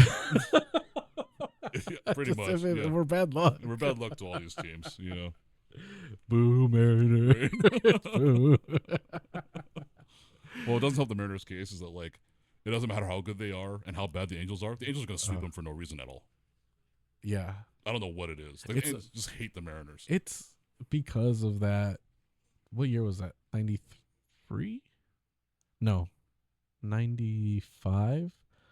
Where they had like a 20-game lead. Oh, yeah. And the Mariners like chased them down and beat them at the end of the season. It's like, oh my God. Of course this happened to the Angels. Well, that's like the Dodgers too. I mean, I remember thinking to myself every year, like it doesn't matter how bad the Padres are. Mm-hmm. They exist to sweep whoever's in first place at the end of the season. Yeah. That was their MO. Yeah. Like it doesn't matter. The Giants were first, Dodgers were first. Anyone who's in first place, you're like, oh, okay, now we have to play the freaking 50-win Padres, no big deal, and you get swept. Yeah, that was like the end, like towards the back end of every NOS season forever. Yeah, that's how it worked. That's how it went down with the Padres. I mean, at that point too, that was like the fourth time they'd be playing each other. Yeah, so they already knew you. Yeah. They already knew your game plan against them, so they knew like they were. And it's like I think the teams were taking it easy. Oh, it's just the Padres, whatever. And Padres like, oh, game on, let's go, right? Like, I'll show you what's up, and they sure did. Yeah, and that honestly is like an NL West tradition. Yeah, there's always that one team that you get swept by. The bottom team is always going to come out of nowhere and the Rockies. Because like we all trash the Rockies now. Oh, right. Just a few years. Dude. October's coming, one way, shape, or another. I'm sure the Dodgers would be like, oh, we got a nice 3-game lead on the division. We're gonna go play the Rockies next week. It's gonna be fine, and get swept at quarters. Like, well, that didn't work out, did it? Right. Now we got to play 163. Right. It's always gonna happen that way. It could happen to the Giants next. It could happen to the who knows? I mean, that's baseball, man. Yeah. You don't sleep on any team. They could beat you any day of the week. You just never know. Yeah. Do you think this is going to be the first season that we're going to see triple teams from one division go into the playoffs? I hope so. I really do. That'll be amazing. I think it'd be awesome. That'll be some really good baseball. Yeah. It's called the NL Best for a reason. Yeah. Yeah. This is why. Right? Plant our flag. It just says NL. It's the old NL umpires logo. Oh, yeah. I just think, we're back, baby. I just think. And honestly, it's a win for West Coast baseball, right? It is, yeah. It really is. It's like West Coast baseball's been bad. I mean, we had the Giants winning 3 World Series in 5 years. We had the Dodgers winning 2 in 3 years or whatever. And yet, there's always this, like, inattention on West Coast baseball, regardless of who it is. Unless you're the Dodgers right now, with all kinds of attention. But, it's weird. Like, the Mariners are an afterthought. Yeah. The Padres, unless they do something stupid or crazy, they're an afterthought to most of the nation. I'm not talking about us. Yeah. I'm talking about the rest of the country here. Yeah. You watch ESPN or even whatchamacallit, MLB Network. Mm-hmm. I mean, they talk more about the Orioles than anyone else in the NL West, except for the Dodgers. That's so true. Right? I mean, it's weird. And it's a lot of Western teams. It's not just NL West, it's also AL West. Except for the Astros for some reason. They love to talk about them. But, you don't hear about the Mariners. The only thing you hear about the A's is negative, which I understand. Mm-hmm.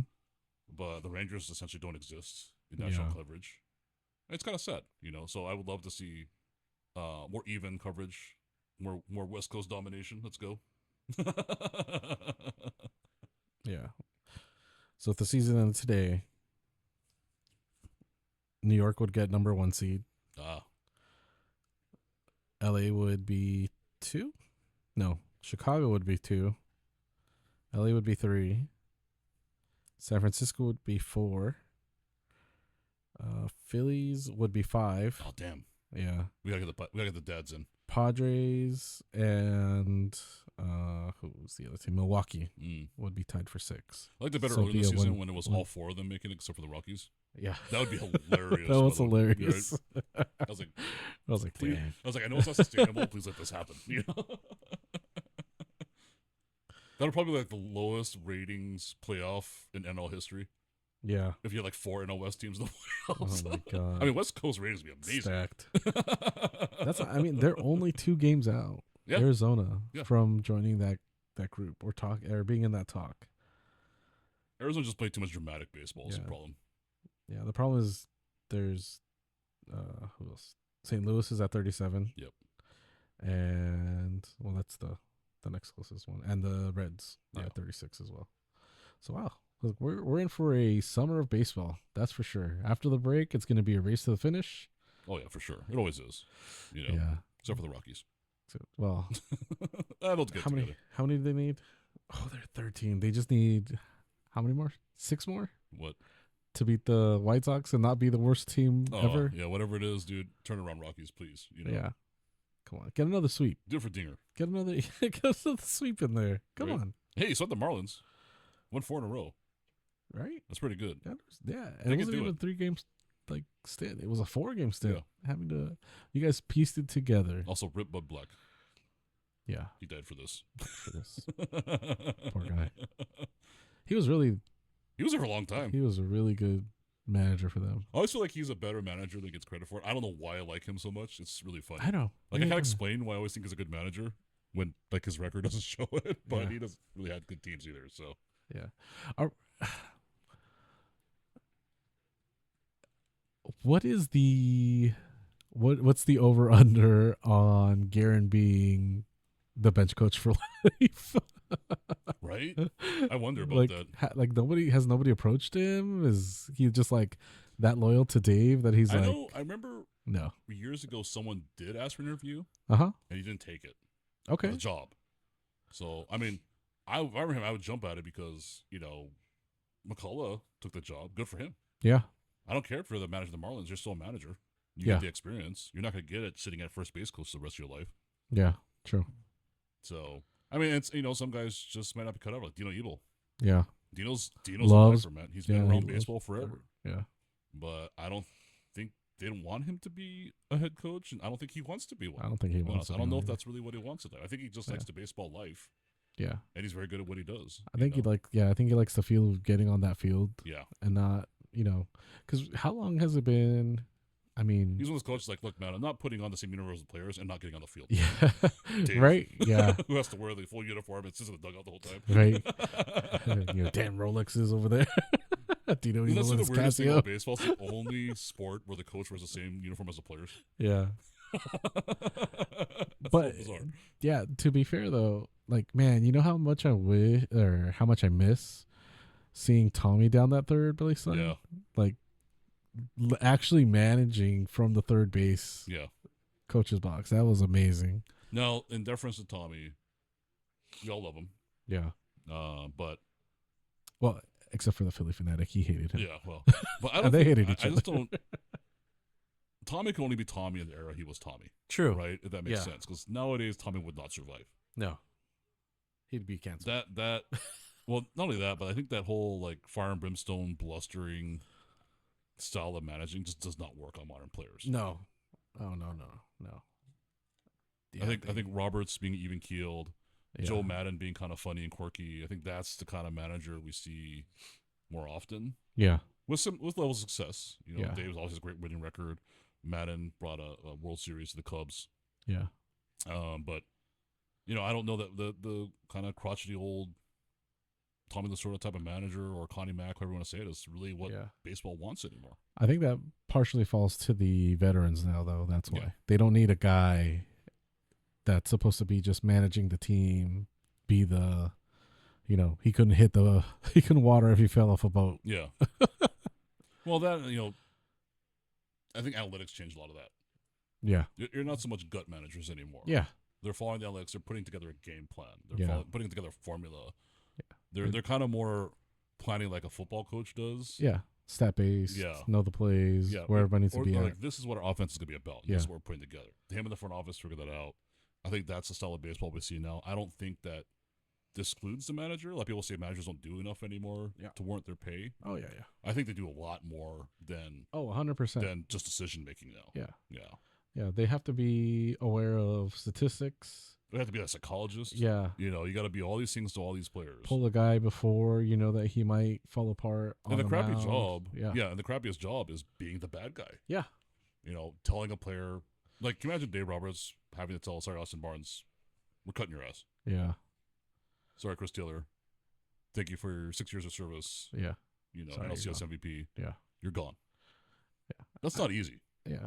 I mean, we make fun of him for it all the time too. Like the Dream Killer. Yeah. Yeah. He had to pull those guys. Yeah, he had to pull them out. We call him the Dream Killer because he's killed so many no-hitters. Yeah. just so you guys know. not for any other reason, just because he's done that. But that's statistically, a necessary job. It was something that needed to be done. Yeah, and he did it. Yeah. And man, having 1-year contracts for all those years, and that, I mean, I don't know how much he heard it from the fans. Oh, you know they did. But they were definitely, they gunned for his head every year that they didn't win the World Series. And even this last year, he kind of admitted. He said, "Look, if I lost to the Padres, I don't know if I'd have a job right now." Yeah, that's essentially what he said. Yeah, and he probably believed that. I believe it. Mm-hmm. As much as I don't want to believe it, yeah. I do believe Friedman and company have a lot of faith in him. Yeah, but yeah, the 3 early exits, not a good look. Yeah, with the team they're giving you.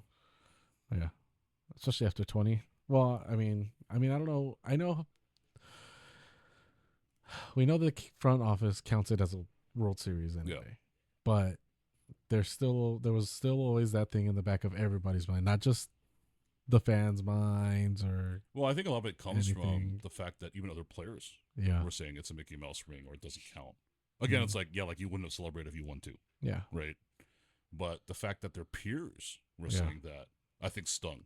Yeah. Especially the guy like Kershaw. Oh, yeah. 100%. Who's like, dude, what more do I have to do? Yeah. Like, what do you want from me? Right. It's the saddest part was, I think it coming from other players, that it's discrediting your accomplishments. Yeah. When you're working just as hard as they are. 100%. And sometimes you gotta look at like, well, why did you win then? Yeah. Right? Yeah. It was just, everybody had the same chance. Everybody. Yeah. And it's like, would you be seeing the same thing if you had won? Yeah. Well, that's the question, right? Right. And I totally get that. And I understand their point too. Like, because people want to poo-poo or talk down anything that they don't agree with, right? Just like who was the pitcher this last offseason who called the Dodgers a bunch of billionaires and we're just a bunch of hardworking farmers? I'm like, dude, you're a millionaire yourself. Right. Yeah. That was Miles Nicholas, maybe. I was like, yeah, get out. You're not a blue collar farmer, dude. Get out of here. But I think hearing it from your peers, unless it's like a loudmouth, like if Joe Kelly talks trash, do they think they really listen? Yeah. Right. Mm-hmm. But I think it really hurts for them to hear that, and that's why it was so meaningful to try to win it last year. Yeah. For all of them, I totally get that. And 100%, man. Like, but now the pressure's on; they have to win another one because the stigma is built that you're the billion-dollar monster. You signed all the players, which is not true. They couldn't have signed everyone. Yeah, and they couldn't sign everyone. There'd be no other players left. If we did, we would have signed Juan Soto. And my parting shot too is everyone goes like, "Oh, our team was built, not bought." Every championship is bought. Otherwise, you wouldn't have spent money.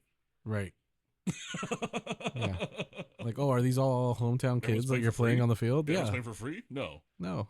You know, every championship is bought, regardless of sport. Everyone just does it differently. Yeah. I applaud the Dodgers or whoever for spending money as much as I applaud like some crazy team like the Rays who managed to make the playoffs with like the lowest payroll in baseball. That's amazing. Yeah. That shows how smart they are. Yeah. and if you ever wonder 100%. What would happen if you gave a team like the Rays money, that's what the Dodgers are, because that's where Freeman came from. So the guy who started that system now has a war chest. Yeah.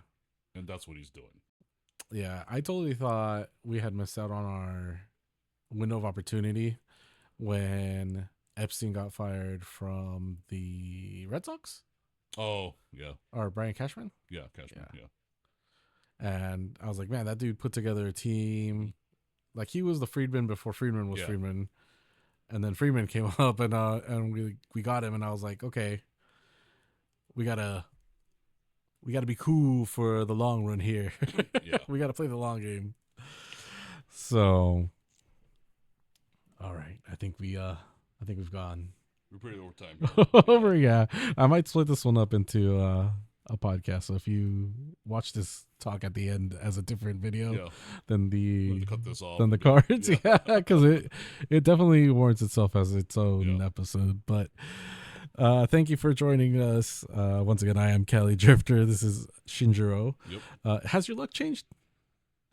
Are you still Shinkiro? No, because Shinjiro got me nothing the last couple of breaks. So I'm back to Shinjiro. So you're just Shinjiro now. Yeah. and I'm not really in any breaks right now. Mm-hmm. I mean, the stuff we've been opening has been pretty Yeah. good to me, so I guess it's doing okay. So we'll see what happens. Okay. Yeah. And next time we will, hopefully the video after this one will be to let you guys know who won, or if you've checked the Discord, that vote should probably already happened. Yeah, it may be done by the time this video comes out, Yeah. depending how we time it. But if you guys haven't seen it, we did our first box battle, Box if you want to battle. call Yeah. it. The winner gets a already drawn Yeah. Dodger spot in a break with a friend of ours, King Dope. So Let me show you the madness that Shinjiro created for us. Look at this beauty. yeah, those are the cards. Some of the cards are up for grabs there. Yeah. So this is Nagardo Enrique's signature card right there. But yeah, thank you for joining us. Like and subscribe as always. It'll help us out. Comment if you loved hearing us just talk and blather about all kinds of sports right, and our thoughts and our crushed dreams of never playing baseball. that's gonna be a common theme you're gonna hear over the years. And the older we get, the more you're gonna hear it. Right? Old men sitting on Right. porches. Hey! It's like Al Bunny. Remember when I threw 4 touchdowns in a single game? I threw my shoulder out 4 times I in used a to throw season. 95 miles an hour. I swear to God. All right, guys. Thank you for joining us. Have a good one. Thanks, everyone. Have a good one. Bye.